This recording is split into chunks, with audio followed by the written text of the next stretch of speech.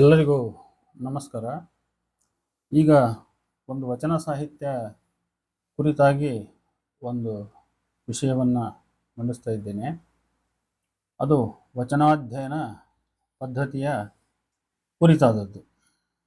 ಇದು ಒಂದು ಬಸವಣ್ಣನವರ ಸಮಗ್ರ ವಚನಗಳು ಎಂಬ ನನ್ನ ಅಪ್ರಕಟಿತ ಕೃತಿಯ ಒಂದು ಭಾಗ. ಆ ಭಾಗದಲ್ಲಿ ಒಂದು ಅರ್ಧ ಭಾಗವನ್ನು ಮಾತ್ರ ನಾನು ಇವತ್ತು ವಾಚಕರಿಗೆ ಪರಿಚಯ ಮಾಡಿಸಿಕೊಡುವ ಒಂದು ಪ್ರಯತ್ನವನ್ನು ಮಾಡ್ತಾ ಇದ್ದೇನೆ. ಸ್ನೇಹಿತರೆ, ಈಗಾಗಲೇ ನಾನು communicative aspect of literature under the light off social psychology ಎನ್ನುವ ವಿಷಯದ ವಿಡಿಯೋ ಹೊರಗಡೆ ಬಿಟ್ಟಿದ್ದೇನೆ. ಕೆಲವರಿಗೆ ಅದು ಗೊತ್ತಾಗಿದೆ. ವಚನಾಧ್ಯಯನ ಪದ್ಧತಿಯಲ್ಲೂ ಕೂಡ ನಾನು ಅದೇ ಪ್ರಿನ್ಸಿಪಲನ್ನು ಅಡಾಪ್ಟ್ ಮಾಡಿಕೊಂಡು ಅದರಲ್ಲಿ ಈಗ ಸಬ್ಜೆಕ್ಟು ಅಂದರೆ ಕರ್ತೃ ಅಂದರೆ ಸ್ಪೀಕರ್, ಆಮೇಲೆ ಅದನ್ನು ಕೇಳ್ತಕ್ಕಂಥ ಲಿಸನರು, ಆಮೇಲೆ ಅವರಿಬ್ಬರಿಗೆ ಒಂದು ನಿರ್ದಿಷ್ಟವಾದ ಒಂದು ಸ್ಥಳ ಅಂದರೆ ಪ್ಲೇಸು, ಆಮೇಲೆ ಅವರು ಕಮ್ಯುನಿಕೇಟ್ ಮಾಡತಕ್ಕಂಥ ಒಂದು ಸಮಯ ಇತ್ಯಾದಿ ಇವೆಲ್ಲವೂ ಕೂಡ ಎಲಿಮೆಂಟ್ಸ್ಗಳು.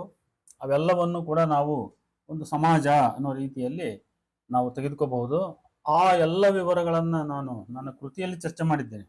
ಆದರೆ ಈ ವಿಡಿಯೋದಲ್ಲಿ ಅವೆಲ್ಲವನ್ನು ಕೈಬಿಟ್ಟು ಸ್ವಲ್ಪ ಮುಖ್ಯ ಭಾಗವಾದ ಕೆಲವು ವಿಷಯವನ್ನು, ವಚನ ಸಾಹಿತ್ಯಕ್ಕೆ ಬಹಳ ಮುಖ್ಯ ಅನ್ನುವಂಥ ಕೆಲವು ವಿಷಯವನ್ನು ನಾನಿಲ್ಲಿ ಪ್ರಸ್ತುತಪಡಿಸ್ತಾ ಇದ್ದೇನೆ.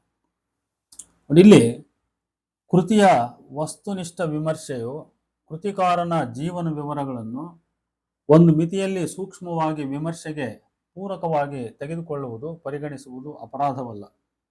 GSS ಹೇಳಿದಂತೆ ಆ ಮಿತಿಯನ್ನು ನಾವು ದಾಟಬಾರದು. ಬಹಳ ಮುಖ್ಯವಾಗಿ ಸಾಹಿತ್ಯವೂ ಕೂಡ ಒಂದು ಚಾರಿತ್ರಿಕ ಸಂದರ್ಭವನ್ನು ಕಟ್ಟಿಕೊಂಡೇ ಹುಟ್ಟಿ ಬೆಳೆದ ಕೂಸಾಗಿರುವುದರಿಂದ ಅದನ್ನು ಕೇವಲ ಕಲೆಯಾಗಿ ಆಸ್ವಾದಿಸುವುದರಿಂದೇನೂ ಪ್ರಯೋಜನವಿಲ್ಲ. ಚಾರಿತ್ರಿಕ ಹಿನ್ನೆಲೆಯನ್ನು ತಿಳಿಯದೆ ಕೇವಲ ವಾಸ್ತುಶಿಲ್ಪದ ಮತ್ತು ಮೂರ್ತಿಗಳ ಶಿಲ್ಪಗಳ ರೇಖಾಚಿತ್ರಗಳ ಸೌಂದರ್ಯ ಸವಿದರಿಯನ್ನು ಪ್ರಯೋಜನ. ಮಾನವನಿಂದಾದ ಕಲಾಸೃಷ್ಟಿ ಎಂದರೆ ಪ್ರಕೃತಿ ನಿರ್ಮಿತ ಮೋಡವೋ, ನದಿ ತೊರೆಗಳೋ, ಗುಡ್ಡ ಬೆಟ್ಟಗಳೋ ಅಥವಾ ಇತರೆ ಪ್ರಾಕೃತಿಕ ವಿಸ್ಮಯಗಳಲ್ಲ. ಈ ವಿಸ್ಮಯಗಳು ಸಹ ವಿಜ್ಞಾನಕ್ಕೆ ಅವುಗಳ ಹಿಂದು ಮುಂದಿನದೆಲ್ಲವನ್ನು ಭೇದಿಸಲೇಬೇಕಾದ ಸಂಗತಿಗಳೇ ಆಗಿರುತ್ತವೆ. ಸಾಹಿತ್ಯಾದಿ ಕಲಾಕೃತಿಗಳು ನಿರ್ದಿಷ್ಟ ಚಾರಿತ್ರಿಕ ಸಂದರ್ಭದಲ್ಲಿ ನಿರ್ದಿಷ್ಟ ಉದ್ದೇಶಕ್ಕಾಗಿ ಸೃಷ್ಟಿಸಲ್ಪಟ್ಟವು. ಆದಿಮ ಬುಡಕಟ್ಟು ಜನರ ಕಲೆ ಅವರ ಅಂದಿನ ಆರ್ಥಿಕ ಸಾಂಸ್ಕೃತಿಕ ಪರಿಸ್ಥಿತಿಯ ಉತ್ಪನ್ನವಾಗಿದೆ.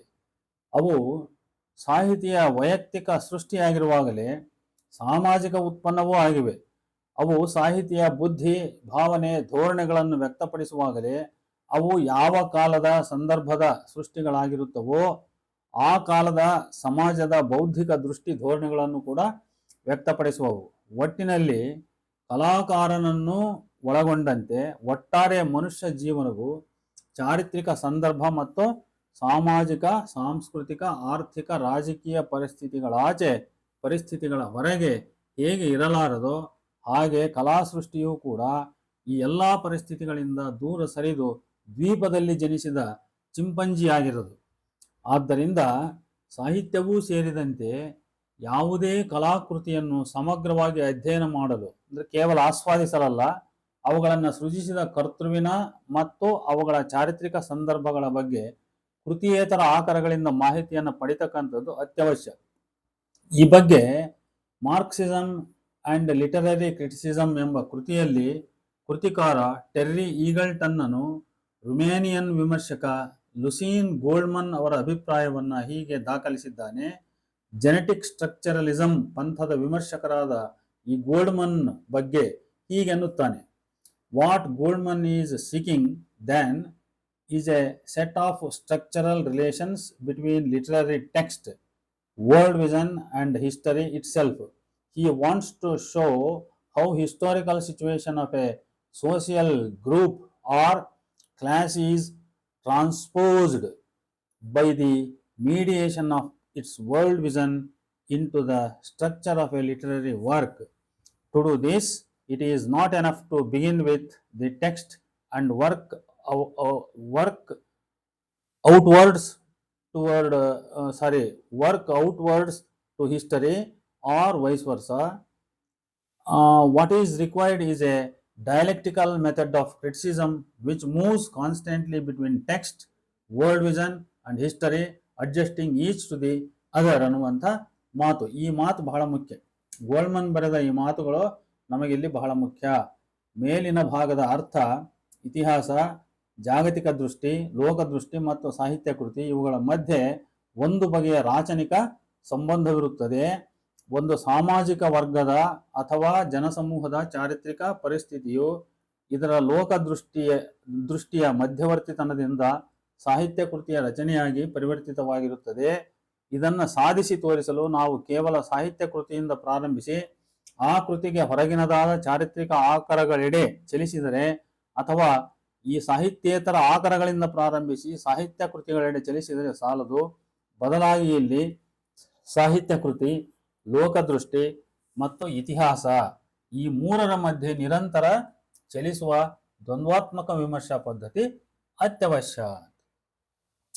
ಪ್ರಸ್ತುತ ಈ ಕೃತಿಯ ಸಂದರ್ಭದಲ್ಲಿ, ಈ ಕೃತಿ ಅಂದ್ರೆ ನನ್ನ ಬಸವಣ್ಣನವರ ಸಮಗ್ರ ವಚನಗಳು ಎನ್ನುವ ಕೃತಿಯ ಸಂದರ್ಭದಲ್ಲಿ ವಚನಾಧ್ಯಯನಕ್ಕೆ ಗೋಲ್ಮನ್ ಸೂಚಿಸಿದ ಪದ್ಧತಿಯು ಸೂಕ್ತವಾದುದೆಂದು ನಾನು ಭಾವಿಸಿದ್ದೇನೆ.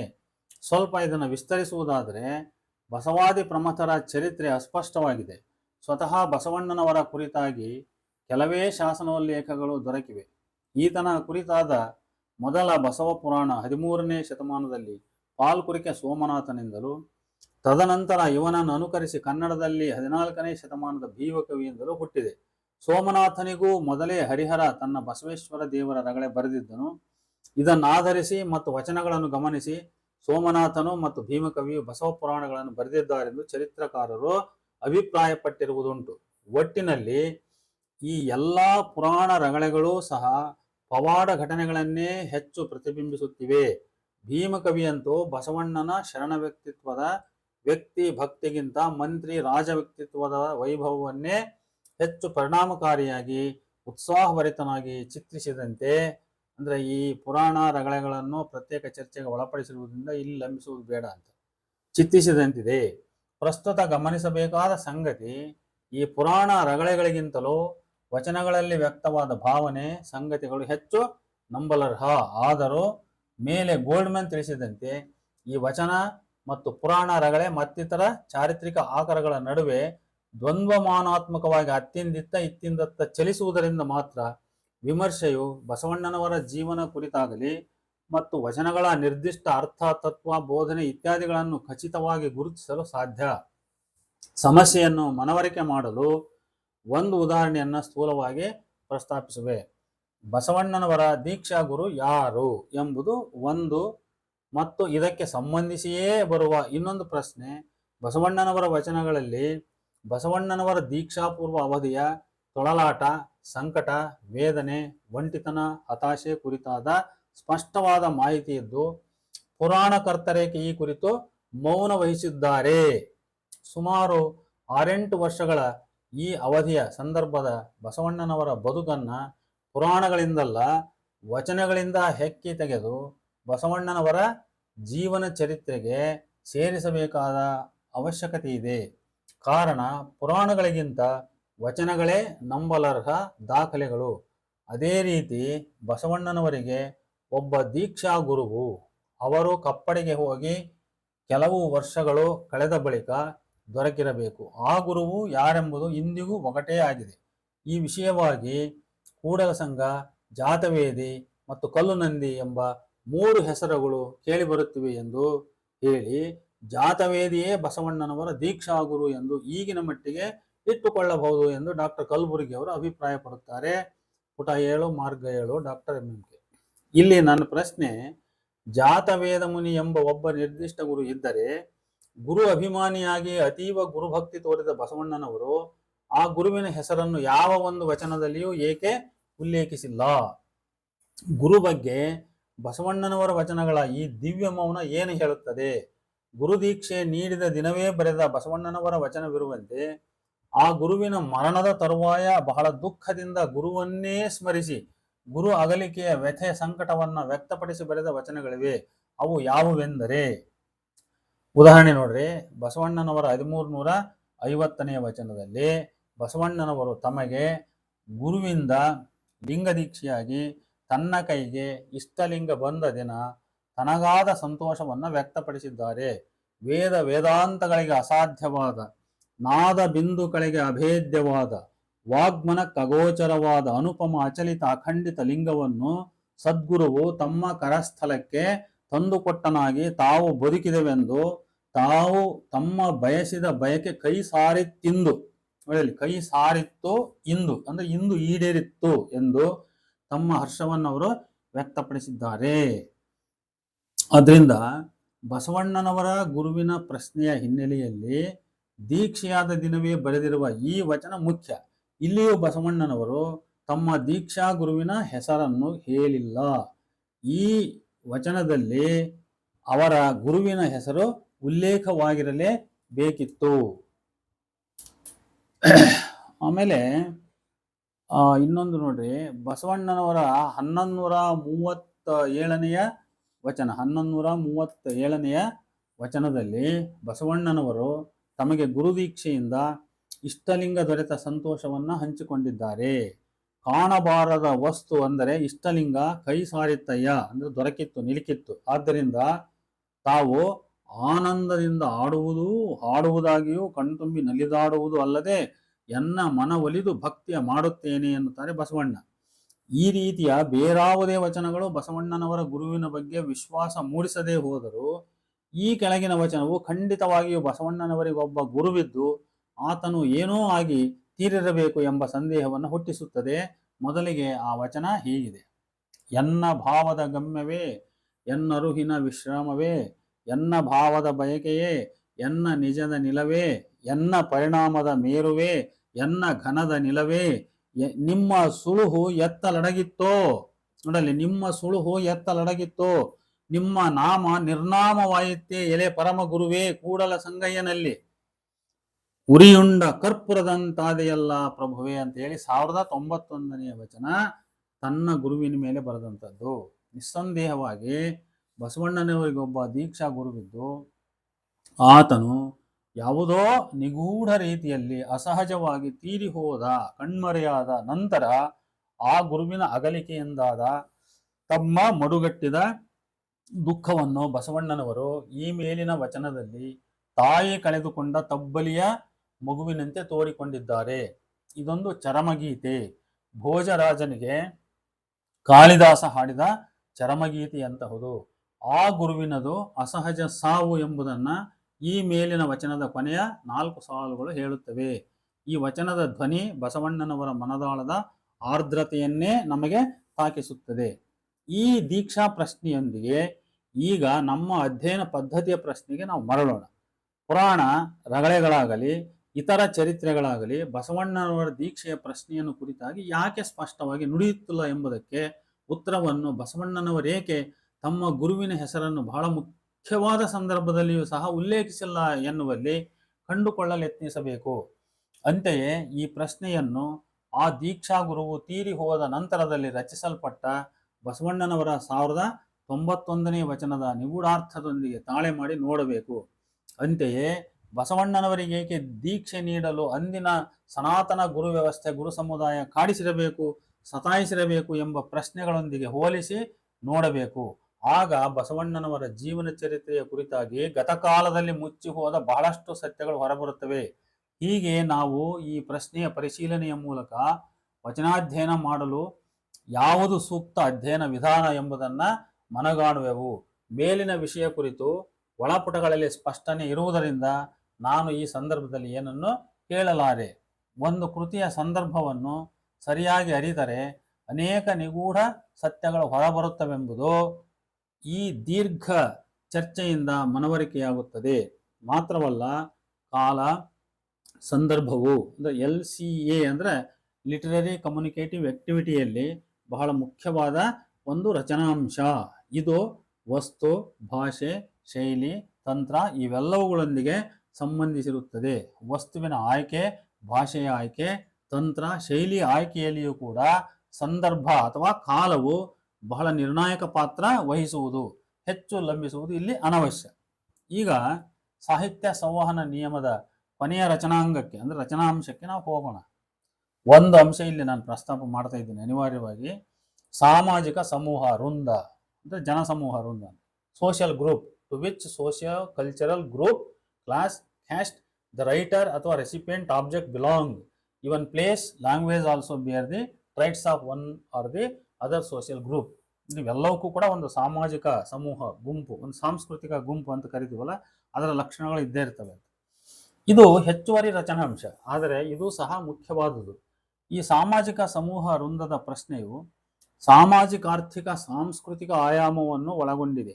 ಈ ಆಯಾಮವು ಉಳಿದ ರಚನಾಂಶಗಳಾದ ಕರ್ತೃ, ವಸ್ತು, ದೇಶ, ಭಾಷೆ, ರೆಸಿಪಿಯೆಂಟ್ ಈ ಎಲ್ಲವಕ್ಕೂ ಸಂಬಂಧಿಸಿದೆ. ಬೇರೆ ಮಾತುಗಳಲ್ಲಿ ಹೇಳುವುದಾದರೆ ಲೇಖಕನು ಒಂದಲ್ಲ ಒಂದು ಜಾತಿ, ಧರ್ಮ, ಜನಾಂಗ, ವರ್ಣ, ಸಾಮಾಜಿಕ ಅಂತಸ್ತು, ವೃತ್ತಿ ಬಾಂಧವ್ಯ ಇತ್ಯಾದಿಗಳಿಗೆ ಸೇರಿರುತ್ತಾನೆ. ಇದೇ ವಿಷಯವೇ ಓದುಗ ರೆಸಿಪಿಯೆಂಟ್ಗೂ ಕೂಡ ಅದು ಅನ್ವಯವಾಗುತ್ತದೆ. ಹಾಗೆಯೇ ದೇಶವೂ ಸಹ ಈ ಅಂಶದೊಂದಿಗೆ ತಳುಕು ಹಾಕಿಕೊಂಡಿರುತ್ತದೆ. ಧರ್ಮ, ಜಾತಿ, ಭಾಷಾ ಬಹುತ್ವಗಳ ಭಾರತದಂತಹ ದೇಶದಲ್ಲಿಯೂ ಕೂಡ ಪ್ರತಿಯೊಂದು ಪ್ರದೇಶವು ಒಂದಲ್ಲ ಒಂದು ಮತ, ಧರ್ಮ, ಜಾತಿ ಅಥವಾ ಭಾಷಾ ಪ್ರಧಾನವಾದ ಪ್ರದೇಶವಾಗಿರುತ್ತದೆ. ಕೆಲವೆಡೆ ಮುಸ್ಲಿಂ, ಕೆಲವೆಡೆ ಕ್ರಿಶ್ಚಿಯನ್, ಕೆಲವೆಡೆ ತಳ ಸಮುದಾಯ, ದಲಿತ ವರ್ಗವೇ ಪ್ರಮುಖವಾಗಿದ್ದರೆ ಮತ್ತೆ ಕೆಲವೆಡೆ ಲಿಂಗಾಯತ, ಒಕ್ಕಲಿಗ, ಕುರುಬ, ನಾಯಕ ಮೊದಲಾದ ಜಾತಿ ಸಂಸ್ಕೃತಿಗಳು ಪ್ರಧಾನವಾಗಿರುತ್ತವೆ. ಕೆಲವೆಡೆ ಕನ್ನಡ, ಕೆಲವೆಡೆ ಮರಾಠಿ, ಮತ್ತೆ ಕೆಲವೆಡೆ ಉರ್ದು, ಕೆಲವೆಡೆ ತುಳು ಭಾಷಿಕರು ಪ್ರಧಾನವಾಗಿರುತ್ತಾರೆ. ಇಂತಹ ಅಂಶಗಳು ಕೂಡ ಸಾಹಿತ್ಯ ರಚನೆ ಮತ್ತು ಓದಿನ ಪ್ರಕ್ರಿಯೆಯನ್ನು ಪ್ರಭಾವಿಸುತ್ತವೆ.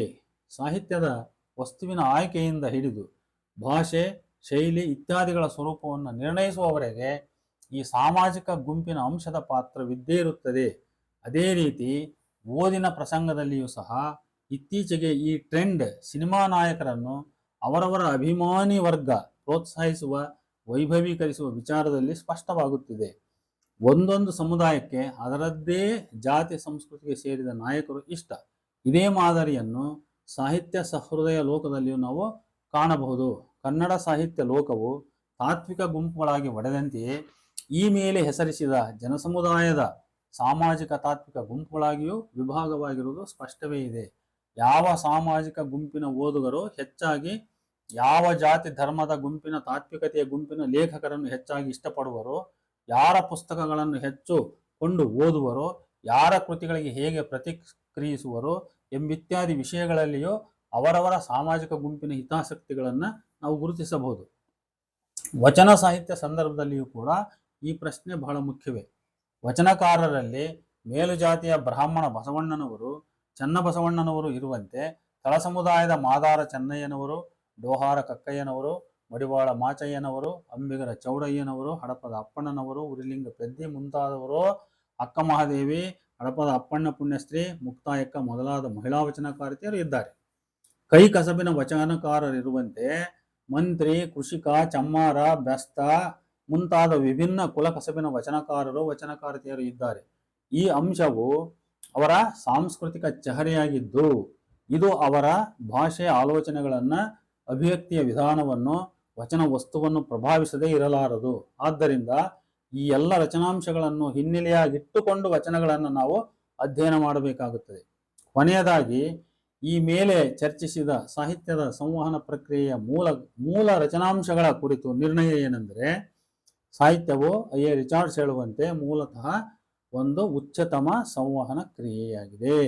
ಈ ಸಂವಹನದ 3 ಹಂತಗಳನ್ನು ನಾನು ಗುರುತಿಸಿದ್ದೇನೆ: ಗ್ರಹಿಕೆ, ಸೃಜನೆ ಮತ್ತು ಓದು. ಸಾಹಿತ್ಯವು ಈ 3ರಲ್ಲಿ ಮೊದಲಿನ 2 ಹಂತಗಳಲ್ಲಿ ತನ್ನ ಅಸ್ತಿತ್ವವನ್ನು ರೂಪಿಸಿಕೊಂಡು ಕೊನೆಯ ಹಂತದಲ್ಲಿ ತನ್ನನ್ನು ಅನಾವರಣಗೊಳಿಸಿಕೊಳ್ಳುತ್ತದೆ. ಅಬೆರ್ಕ್ರೋಂಬಿ ಎಂಬ ವಿಮರ್ಶಕನ ಈ ಮುಂದಿನ ಮಾತುಗಳಲ್ಲಿ ಸಾಹಿತ್ಯದ ಕೊನೆಯ 2 ಹಂತಗಳನ್ನು ಗುರುತಿಸಿದ್ದನ್ನು ನೀವು ಗಮನಿಸಬಹುದು. ಅವನು ನೋಡಿ ಹೇಳ್ತಾನೆ, Abercrombie, for evidently whatever else literature may be, communication it must be, no communication no literature. ಅಂದರೆ ಸಾಹಿತ್ಯ ಬೇರೆ ಏನೇ ಆಗಿರಲಿ, ಆದರೆ ಅದು ಸಂವಹನ ಆಗಿರಲಿಕ್ಕೆ ಬೇಕು. ಸಂವಹನ ಇಲ್ಲದೆ ಹೋದರೆ ಸಾಹಿತ್ಯ ಇಲ್ಲ ಅಂತ ಹೇಳ್ಬಿಡ್ತಾನೆ. ಆಮೇಲೆ ಮುಂದೆ ಹೇಳ್ತಾನೆ ಅವನು, just before he arrives at such A conclusion he observes literature exists not only in expressing A thing it equally exists in the receiving of the thing expressed ಅಂತ ಹೇಳ್ತಾನೆ. ಸಾಹಿತ್ಯ ಅಂತಕ್ಕಂಥದ್ದು ಕೇವಲ ಒಂದು ವಸ್ತುವನ್ನು ಅಭಿವ್ಯಕ್ತಿಗೊಳಿಸುವುದರಲ್ಲಿ ಮಾತ್ರ ಇಲ್ಲ, ಆ ಅಭಿವ್ಯಕ್ತಿಗೊಳಿಸಿದ ವಸ್ತುವನ್ನು ನಾವು ರಿಸೀವ್ ಮಾಡಿಕೊಳ್ಳೋದ್ರಲ್ಲೂ ಕೂಡ ಅದು ಸಾಹಿತ್ಯದ ಅಸ್ತಿತ್ವ ಇದೆ ಅಂತ ಆತ ಹೇಳ್ತಾನೆ. ಈ ಸಂವಹನ ಕ್ರಿಯೆ ಭೌತಿಕವಾದುದಾದರೂ ಹೊರ ಜಗತ್ತಿಗೆ ಅಷ್ಟಾಗಿ ಬಹಿರಂಗಗೊಳ್ಳದು. ಎಲ್ಲೋ ಬೆಟ್ಟದ ಮೇಲೆ, ಕೆರೆ, ಹೊಳೆಯ ದಡಗಳಲ್ಲಿ ಚಿತ್ರ ಬರೆಯುವವರು ಕಾಣುವಂತೆ ಅತಿ ವಿರಳವಾಗಿ ಬಯಲಲ್ಲಿ ಕುಳಿತು ಬರೆಯುವವರು, ಓದುವವರು ಸಿಗಬಹುದಾದರೂ ಈ ಓದು ಬರಹ ಆ ಕರ್ತೃಗಳ ಅಂತರಂಗ ಕ್ರಿಯೆಯಾದ್ದರಿಂದ ಇದು ಭೌತಿಕವಾದರೂ ಅಮೂರ್ತವಾದುದು, ಅಗೋಚರವಾದುದೆಂದೇ ನಾವು ಹೇಳಬೇಕಾಗುತ್ತದೆ.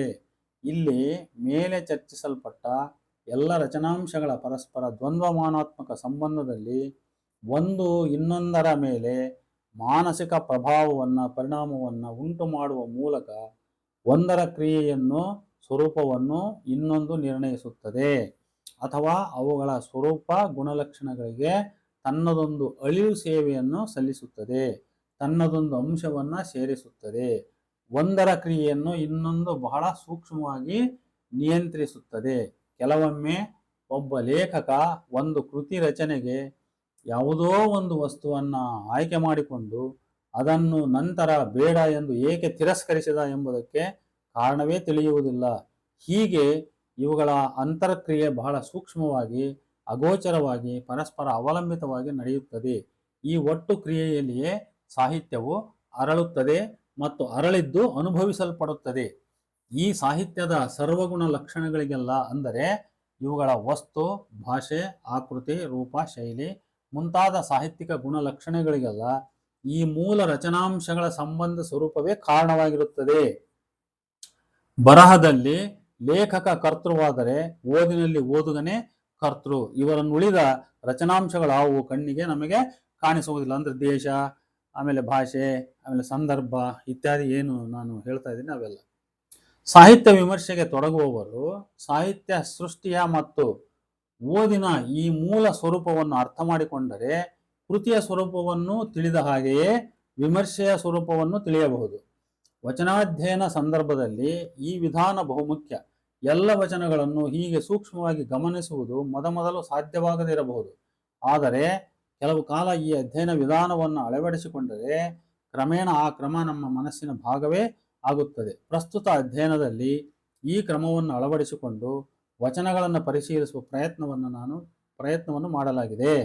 ಓದುಗರ ಮನವರಿಕೆಗಾಗಿ ಕೆಲವು ವಚನಗಳನ್ನು ಪ್ರಾಯೋಗಿಕ ವಿಮರ್ಶೆಗೆ ಒಳಪಡಿಸಿ ವಿಶ್ಲೇಷಿಸಲಾಗಿದೆ.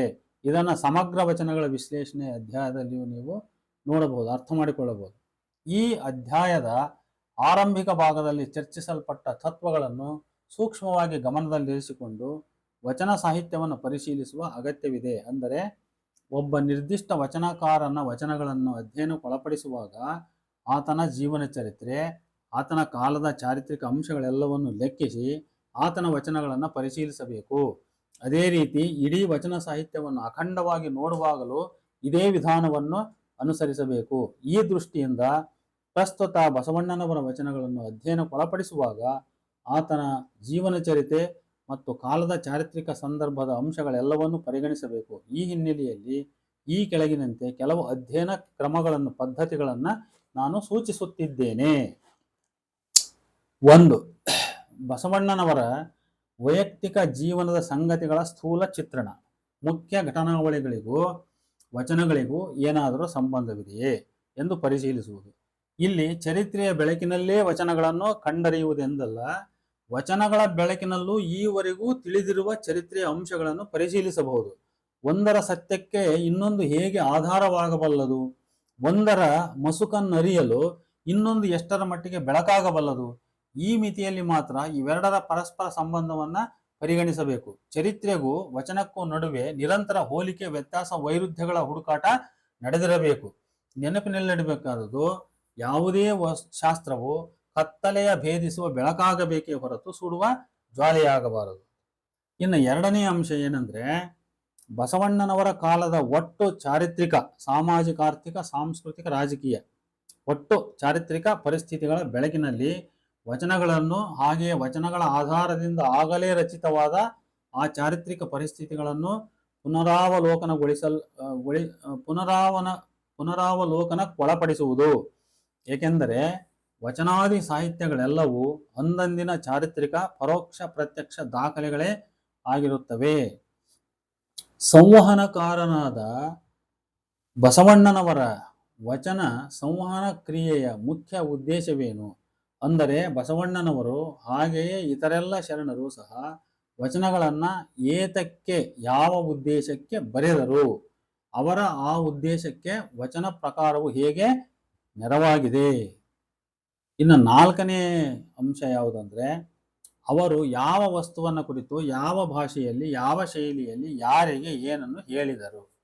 ಆ ಕೇಳುಗರು, ಶ್ರೋತೃಗಳು, ಸಹೃದಯಿಗಳ ವ್ಯಕ್ತಿತ್ವದ ಅಂಶಗಳು, ಅವರ ಸಾಂಸ್ಕೃತಿಕ ಅಂಶಗಳು ಬಸವಾದಿ ಶಿವಶರಣರ ವೈಚಾರಿಕತೆಯೊಂದಿಗೆ ಯಾವ ಸ್ವರೂಪದ ಸಂಬಂಧ ಹೊಂದಿದ್ದವು.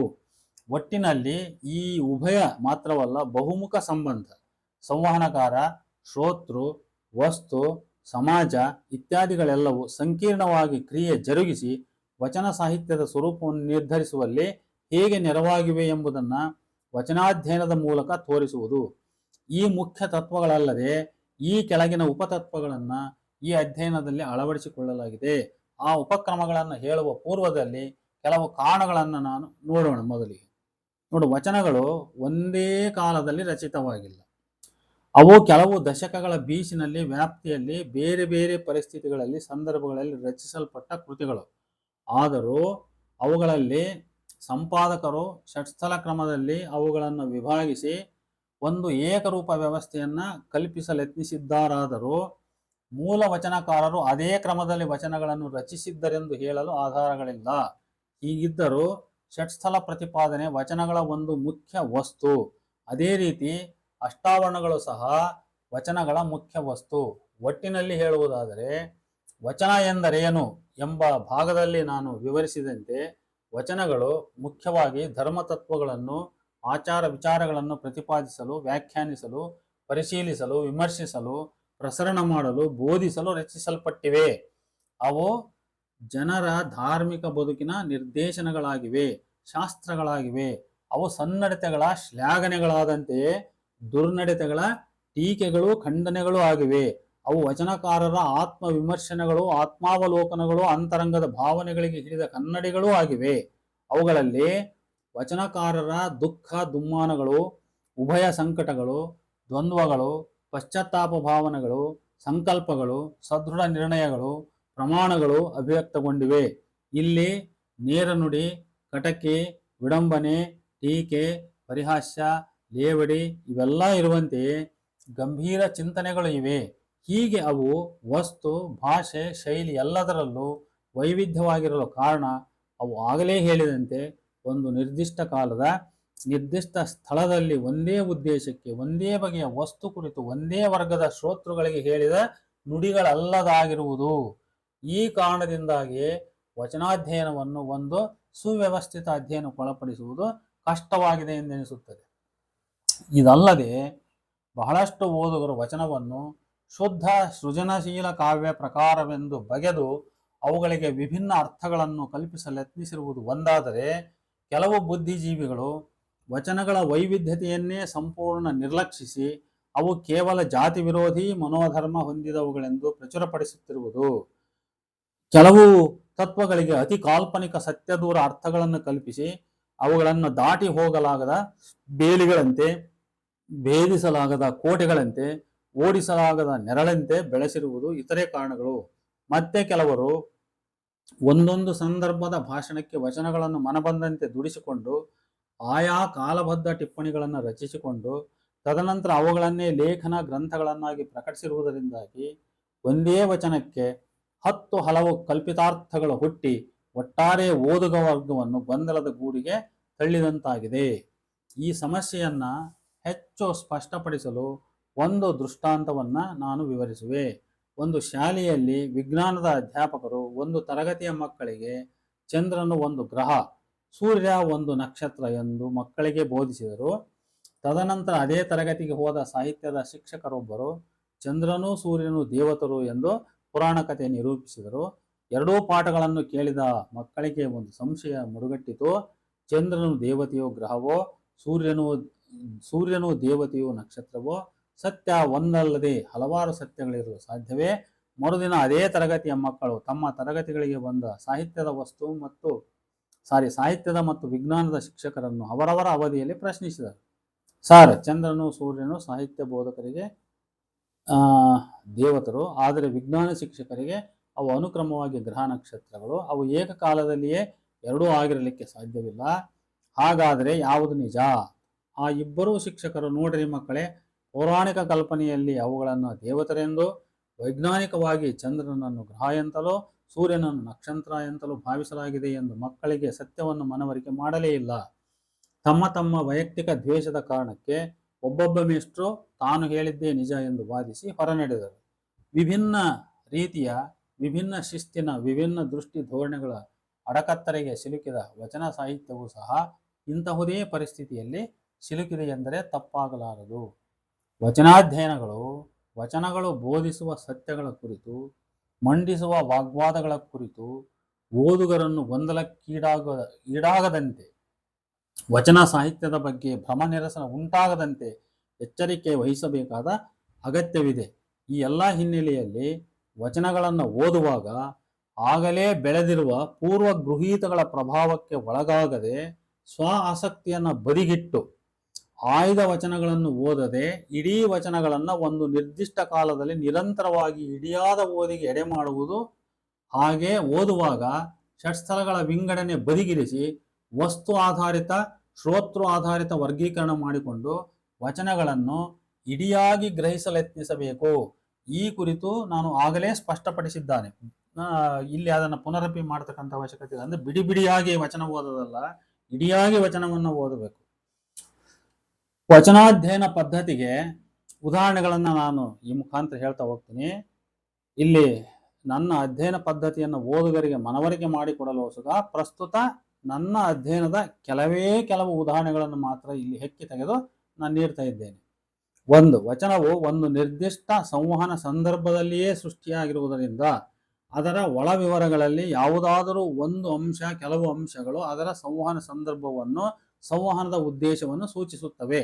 ಉದಾಹರಣೆ ನೋಡ್ರಿ, 249 ಬಸವಣ್ಣನ ವಚನವು ಶರಣರಲ್ಲಿ ದೋಷ ಹುಡುಕಬಾರದು, ಅರ್ಥ, ಪ್ರಾಣ, ಅಭಿಮಾನ ಈ ಮೂರರಲ್ಲಿ ಯಾವುದರಲ್ಲೂ ತಪ್ಪಿದರೂ ಸುಧಾರಿಸಿಕೊಳ್ಳಬೇಕೆಂದು ನೀತಿ ಹೇಳುತ್ತದೆ. ಇದು ಯಾವುದೋ ತತ್ಕಾಲೀನ ಸಂದರ್ಭದ ವಚನವಿರಬೇಕು ಅಂತ. ಸಂವಹನ ಸಂದರ್ಭ, ವೈಯಕ್ತಿಕ ಜೀವನ, ಬಸವಣ್ಣನವರ 271ನೇ ವಚನ. ಬಸವಣ್ಣನವರು ಕೂಡಲ ಸಂಗಮನನ್ನು ಒಲಿಸಿಕೊಳ್ಳುವ ಪೂರ್ವಕಾಲದ, ಅಂದರೆ ಅವರಿನ್ನೂ ಭಕ್ತರಾಗಿಲ್ಲದ ಕಾಲದ ತನ್ನ ಅಂತರಂಗದ ಒಡಲ ತಳಮಳ ತಾಕಲಾಟಗಳ ಅಭಿವ್ಯಕ್ತಿ ಈ ವಚನ. ಉದಯ ಮತ್ತು ಅಸ್ತಮಾನ ಇವೆರಡೇ ಅವರ ಬೆಂದ ಬಸುರಿಂಗೆ ಪ್ರತಿಸ್ಪಂದಿಸುವ ನೈಸರ್ಗಿಕ ಕ್ರಿಯೆಗಳು, ಅಥವಾ ಬೆಳಗಾಯಿತೋ ಬೈಗಾಯಿತೋ ಎಂಬುದಷ್ಟೇ ಅವರ ಧ್ಯಾನ. ಇದನ್ನು ಬಿಟ್ಟರೆ ಕೂಡಲ ಸಂಗಮನಾಥನ ನೆನೆಯಲು ಪುರುಸೊತ್ತೇ ಇಲ್ಲ, ಅಂದ್ರೆ ತೆರಹಿಲ್ಲ ಅಂತ. ಅವರ ವ್ಯಸನ ಒಂದೇ, ಎಂತೋ ಲಿಂಗ ತಂದೆ ಎಂತಯ್ಯ ಎನ್ನ ಪೂರ್ವ ಲಿಖಿತ. ಬೆರಣಿಯನ್ನಾಯ್ದು ಜೀವಿಸುವುದನ್ನು ಬಿಟ್ಟರೆ ಬೇರೆ ರೀತಿಯಲ್ಲಿ ಜೀವಿಸುವ ಉಪಾಧಿಯೇ ಗೊತ್ತಿಲ್ಲ. ಆದ್ದರಿಂದ ಸ್ವಾಮಿಯೇ, ನೀನು ಕರುಣಿಸಿ ನನ್ನನ್ನೀ ಸಂಕಷ್ಟದಿಂದ ಪಾರು ಮಾಡು ಎಂದು ಬಸವಣ್ಣನವರು ಪ್ರಾರ್ಥಿಸುತ್ತಾರೆ. ಈ ವಚನವು ಬಸವಣ್ಣನವರ ವೈಯಕ್ತಿಕ ಜೀವನದ ಪರಿಸ್ಥಿತಿಯ ಮೇಲೆ ಬೆಳಕು ಚೆಲ್ಲುತ್ತಿರುವುದು ನಿಜವಿದ್ದರೂ, ಬಸವಣ್ಣನವರು ಬೆರಣಿಯನ್ನಾಯ್ದು ಜೀವನ ನಡೆಸುವಷ್ಟು ಗತಿಗೆಟ್ಟಿದ್ದರೆ ಅದು ಅಸಾಧ್ಯ. ಇದು ಕೇವಲ ಕಲ್ಪನೆ. ಅಥವಾ ಬೆರಣಿಯನ್ನಾಯುವಂಥ ಕಡುಸ್ಥಿತಿಯವರ ಸ್ಥಾನದಲ್ಲಿ, ಪರಿಸ್ಥಿತಿಯಲ್ಲಿ ತನ್ನನ್ನಿರಿಸಿಕೊಂಡು ಹೀಗೆ ಆಲೋಚಿಸಿರಬೇಕು. ಹೀಗೆಲ್ಲ ಹುಟ್ಟುವ ಕ್ಷುಲ್ಲಕ ಪ್ರಶ್ನೆಗಳಿಗೆ ಉತ್ತರಿಸಲಾಗದು.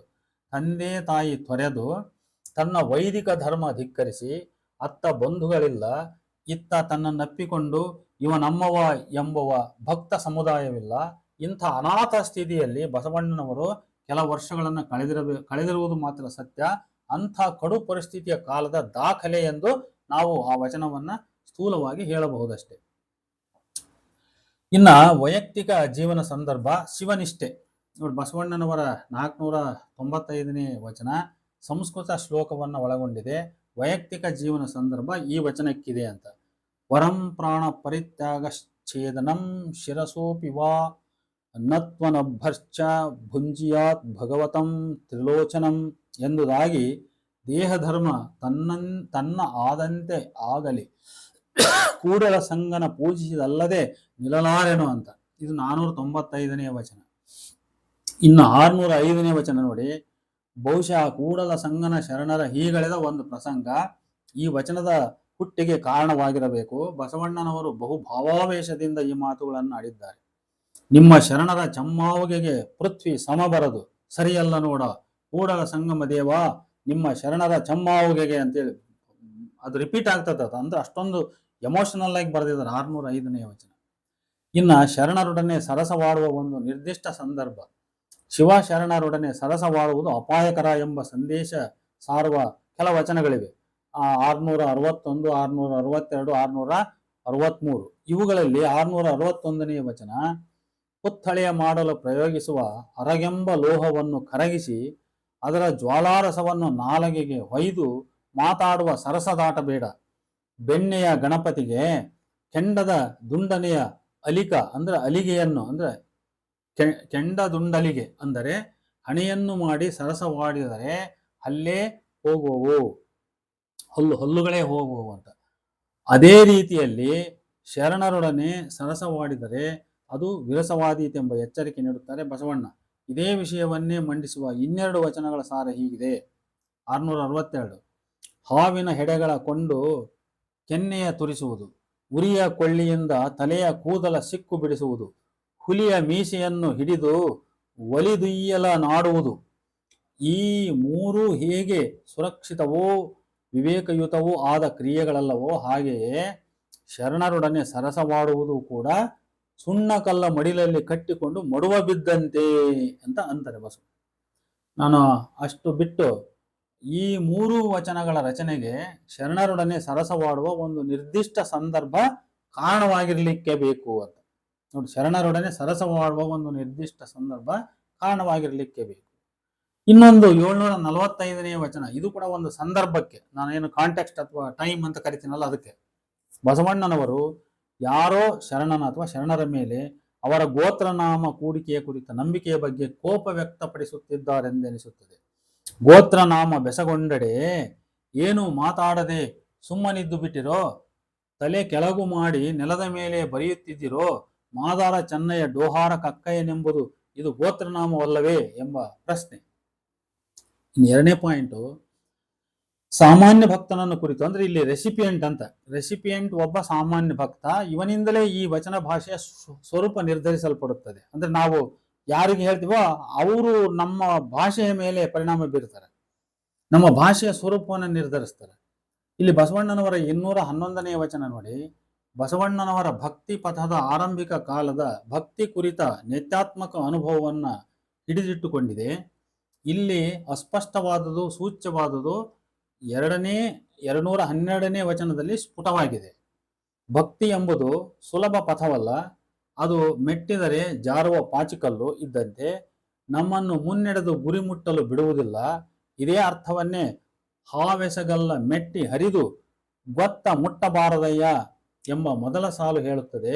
ಇನ್ನು ಕೊನೆಯ ಸಾಲು ಇದೇ ಶರಣಭಕ್ತಿಯ ಕಾಠಿಣ್ಯವನ್ನೇ ಬಾಳ ಬಾಯದಾರೆ ಅಂದರೆ ಖಡ್ಗದ ತುದಿ ಮನೆಯಂತೆ ಎನ್ನುತ್ತದೆ. ಇನ್ನು ಬಸವಣ್ಣನವರ 416ನೇ ವಚನದಲ್ಲೂ ಬಡ ಜಂಗಮರ ಉದಾಸೀನ ಮಾಡಬಾರದೆಂಬ ಧರ್ಮನೀತಿ ಅಲ್ಲಿ ಮುಂದುವರೆದಿದೆ. ಹಿಡಿವೆಡೆಯನೆ ಕಾಸಿ ಹಿಡಿಯುವ ಕೈ ಬೆಂದು ಮಿಡಮಿಡನೆ ಮಿಡುಕುವ ಮರುಳ ಮಾನವನೇ, ಬಡವನೆಂದೆನಬೇಡ ಲಾಂಛನಧಾರಿಯನು, ಕಡು ಸ್ನೇಹದಿಂದವರ ಪೂಜೆ ಮಾಡುವುದು, ನಿಜ ಒಡಗಿದ ರೂಪು ನಿರ್ವಯಲ ಸ್ಥಾನ, ನಡಲಿಂಗ ಜಂಗಮ ಕೂಡಲ ಸಂಗಮ ದೇವ. ನೋಡು, ನಡಲಿಂಗ ಜಂಗಮ ಕೂಡಲ ಸಂಗಮ ದೇವ. ಜಂಗಮ ಅಂದ್ರೆ ಅವನ ನಡಲಿಂಗ ಅಂತ. ಇದು 416ನೇ ವಚನ. ಈ ವಚನವು ಲಾಂಛನಧಾರಿಯನ್ನು ಬಡವನೆಂದು ಅವಮಾನಿಸುವ ಭಕ್ತನನ್ನ ಮಿಡಮಿಡನೆ ಮಿಡುಕುವ ಮರುಳು ಮಾನವನೆಂದು ಹೀಗಳೆದು, ಹಾಗೆ ಆ ಜಂಗಮನನ್ನ ಬಡವನೆಂದು ಜರಿದು ಜಂಕಿಸಿದರೆ ಅಂತ ಭಕ್ತನ ಕೈ ಬೆಂದು ಹೋಗುವಂತೆ ಕಾಶಿ ಬರೆ ಎಳೆಯುವನು ಅಂದ್ರೆ ಹಿಡಿವೆಡೆಯನು ಕಾಶಿ ಆ ದೇವನೆಂದು ಎಚ್ಚರಿಸಿ ಅವನನ್ನ ಕಡು ಸ್ನೇಹದಿಂದ ಪೂಜೆ ಮಾಡಬೇಕೆಂದು ಆ ಭಕ್ತನಿಗೆ ಉಪದೇಶಿಸಿ ಆ ಲಾಂಛನಧಾರಿಯ ಲಕ್ಷಣವನ್ನ ಕೊನೆಯೆರಡು ಸಾಲುಗಳಲ್ಲಿ ವರ್ಣಿಸಲಾಗಿದೆ. ಅವನು ನಿಜ ಒಡಗಿದ ರೂಪು, ನಿರ್ವಯಲ ಸ್ಥಾನ, ನಡೆಲಿಂಗ ಜಂಗಮ ಅಂತ. ಈ ವಚನವು ಸಾಮಾನ್ಯ ಭಕ್ತನೊಬ್ಬನನ್ನು ಉದ್ದೇಶಿಸಿದ್ದು, ಅಂದ್ರೆ ತಳುಕು ಬಳುಕಿನ ಒಬ್ಬ ಡಂಬಾಚಾರಿ ಭಕ್ತನನ್ನ ಉದ್ದೇಶಿಸಿದ್ದು ಅಂತ.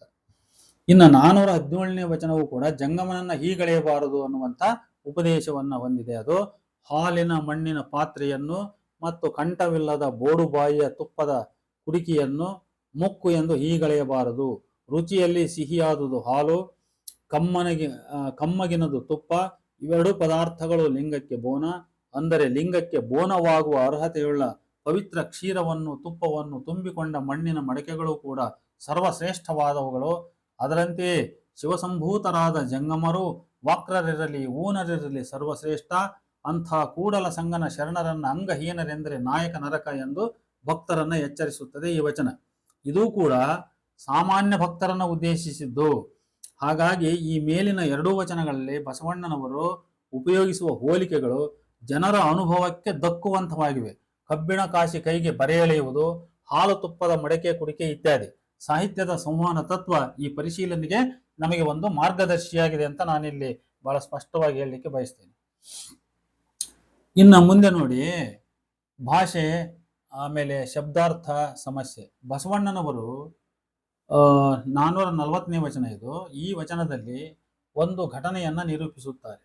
ಹರಗಣ ಪಂಕ್ತಿ ಅಂದ್ರೆ ಶಿವಗಣರ ಊಟದ ಪಂಕ್ತಿಯಲ್ಲಿ ಬಸವಣ್ಣನವರು ಒಡೆತನ ನಾಯಿ ತೇಜವ ಹೊತ್ತುಕೊಂಡು, ಅಂದರೆ ಒಡೆತನದ ಗಾಂಭೀರ್ಯ ಬೀರಿಕೊಂಡು ಕುಳಿತಿರಲು ಆತನ ಮಡದಿ ಸಕಲ ದೇವಾನ್ನವ ಇತರ ಒಡೆಯರಿಗಿಂತ ಅಂದ್ರೆ ಶರಣರಿಗಿಂತ ಈತನ ತಾಟಿಗೆ ಹೆಚ್ಚು ಪ್ರಮಾಣದಲ್ಲಿ ಬಡಿಸಿದಾಗ ಅದನ್ನು ಸ್ವೀಕರಿಸದೆ ತೆಗೆದಿರಿಸಿದರು. ಇದರ ಮುಂದಿನ ಸಾಲುಗಳು ಈ ಘಟನೆಗೆ ಬಸವಣ್ಣನವರ ಪ್ರತಿಕ್ರಿಯೆ. ಈ ಪರಿಯ ಆಯ ಕಣ್ಣಿಗೆ ತೋರಲು ಕಿಲ್ಬಿಷವಾದವು. ಇಲ್ಲಿ ಆಯ ಎಂದರೆ ಉತ್ಪನ್ನ, ಶರೀರದ, ಮರ್ಮಸ್ಥಾನ ಎಂಬ ಅರ್ಥಗಳನ್ನ ವಚನ ಸಂಪುಟದ ಪದಕೋಶದಲ್ಲಿ ನೀಡಲಾಗಿದೆ. ಆದರೆ ಇವೆರಡೂ ಇಲ್ಲಿ ಸ್ಪಷ್ಟವಾಗಿ ಹೊಂದುವುದಿಲ್ಲ. ಏಕೆಂದರೆ ಬಸವಣ್ಣನವರು ತಮ್ಮ ಮಾತಿನಲ್ಲಿ ಉಲ್ಲೇಖಿಸುತ್ತಿರುವ ಸಂಗತಿ ಹೆಂಡತಿ ಇತರ ಶರಣರಿಗೆ ನೀಡಿದ್ದಕ್ಕಿಂತಲೂ ತನಗೆ ಹೆಚ್ಚಿನ ಪ್ರಮಾಣದ ಸಕಲ ದೇವಾನ್ನವ ಬಡಿಸಿದ್ದನ್ನು.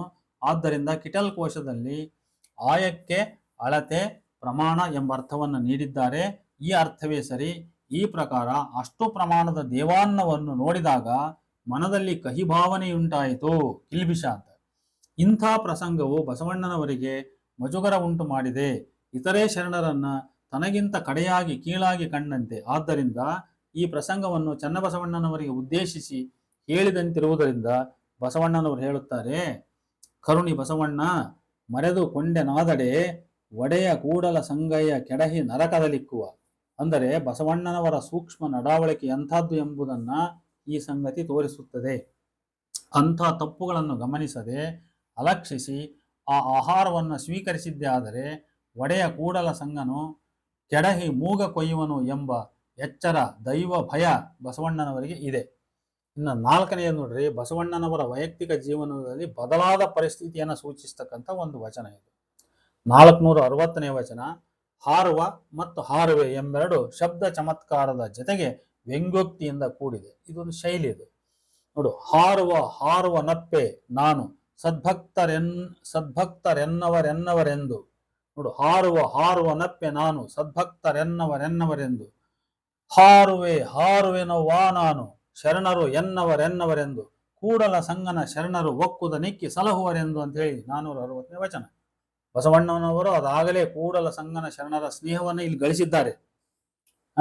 ಅವರಿಗೆ ಎಲ್ಲಿಲ್ಲದ ಆನಂದ.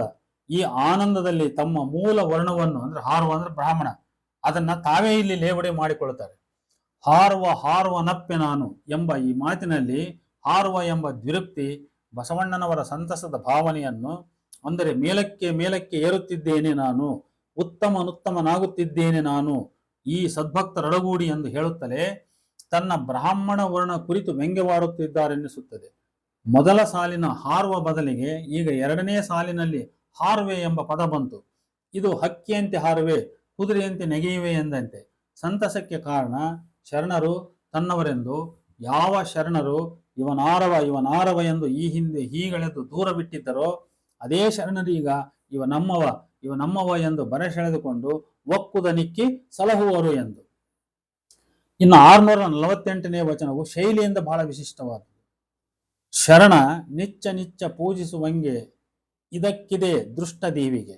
ಪಾದೋದಕ ಕೋಶಪಾನವಲ್ಲದೆ ಏನೂ ಅಲ್ಲವಯ್ಯ. ಮಜ್ಜನ ಕೆರೆವುದು ಲಿಂಗ ಕರಸ್ಥಲ ದಿವ್ಯ. ಗುರುವಚನ ಭಾಷಾಪತ್ರ ಶಿವಕರದಲ್ಲಿ. ಸತ್ಯದಿಂದ ನಡೆವಂಗೆ ನಿತ್ಯ ನಿಯಮವಾಗಿ ಸಲ್ಲಿಸುವೆನಲ್ಲದೆ ಹುಸುವಂಗೆ ಮಡಿಲ ಕಿಚ್ಚಾಗಿ ಸುಡುವ ಅಂತೇಳಿ 648ನೇ ವಚನ. ಮೊದಲನೇ ಸಾಲಿನ ಸಂಬೋಧನಾ ಪದ ಶರಣ ಸೂಚಿಸುವಂತೆ ಈ ವಚನವು ಶರಣನನ್ನುದ್ದೇಶಿಸಿದ್ದು. ನಿತ್ಯವೂ ಬಿಡದೆ ಪೂಜಿಸುವವನಿಗೆ ಅದೇ ಪ್ರತ್ಯಕ್ಷ ಸಾಕ್ಷಿ, ಅಂದ್ರೆ ದೃಷ್ಟ ದೇವಿಗೆ ಅಂತ. ಹೀಗೆ ಶುರು ಮಾಡಿದ ಬಸವಣ್ಣನವರು ಮುಂದಿನ ಭಾಗದಲ್ಲಿ ಕೆಲವು ಕ್ರಿಯೆಗಳ ಅರ್ಥ ವಿವರಿಸುತ್ತಾರೆ. ಪಾದೋದಕ ಎಂದರೆ ಕೋಶಪಾನವಲ್ಲದೆ ಬೇರಲ್ಲ.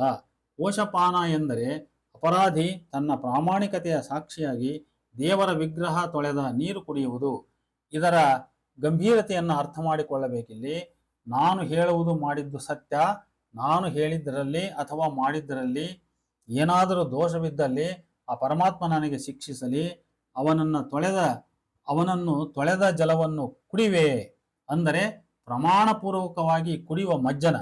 ತಪ್ಪೆಸಗಿದಲ್ಲಿ ಶಿಕ್ಷೆ ತಪ್ಪಿದ್ದಲ್ಲ. ಇದು ಪಾದೋದಕ.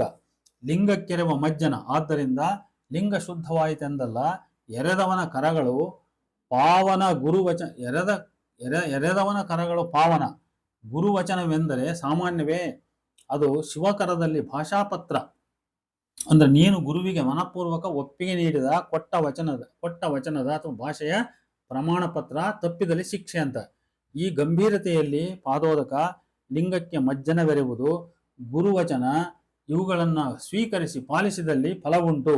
ಇಲ್ಲದಿದ್ದರೆ ಹುಸಿವಂಗೆ ಮಡಿಲ ಕಿಚ್ಚಾಗಿ ಸುಡುವ. ಮಾತ್ರವಲ್ಲ, ಲಿಂಗವ ಪೂಜಿಸಿ ಮರಳಿ ಅನ್ಯಾಯ ಕೆರಗಿದಡೆ ಕೂಡಲ ಸಂಗಮ ದೇವನವರ ಹಲ್ಲ ಕಳೆವ ಅಂತ. ನೋಡಿ, ಈ ರೀತಿ ಬಹಳ ಕಟುವಾದ ನೀತಿಯನ್ನ ಬಸವಣ್ಣನವರ ವಚನಗಳಲ್ಲಿ ನಾವು ಕಾಣಬಹುದು. ಇನ್ನ ಶೈಲಿ, ಭಾಷೆಗೆ ಉದಾಹರಣೆಯಾದ ವಚನಗಳು. ವಚನದ ಸಂದರ್ಭ: ಜಂಗಮನ ವೇಷದಲ್ಲಿ ಶಿವನು ಭಕ್ತನ ಮನೆಗೆ ಬಂದದ್ದು. ವಚನಗಳ ಅನುಕ್ರಮಣಿಕೆಯ ಸಂಯೋಜನೆ ಹೇಗಿದ್ದರೆ ವಚನಾರ್ಥ ಸುಲಭ ಎಂಬುದರ ಉದಾಹರಣೆಯಾಗಿ ನೋಡು. ಕುರಿವಿಂಡು ಕಬ್ಬಿನ ಉಲಿವ ತೋಟವ ಹೊಕ್ಕು, ತೆರನ ನರಿಯದೆ ತನಿ ರಸದ ಹೊರಗಣ ಎಲೆಯನೆ ಮೆಲಿದವು.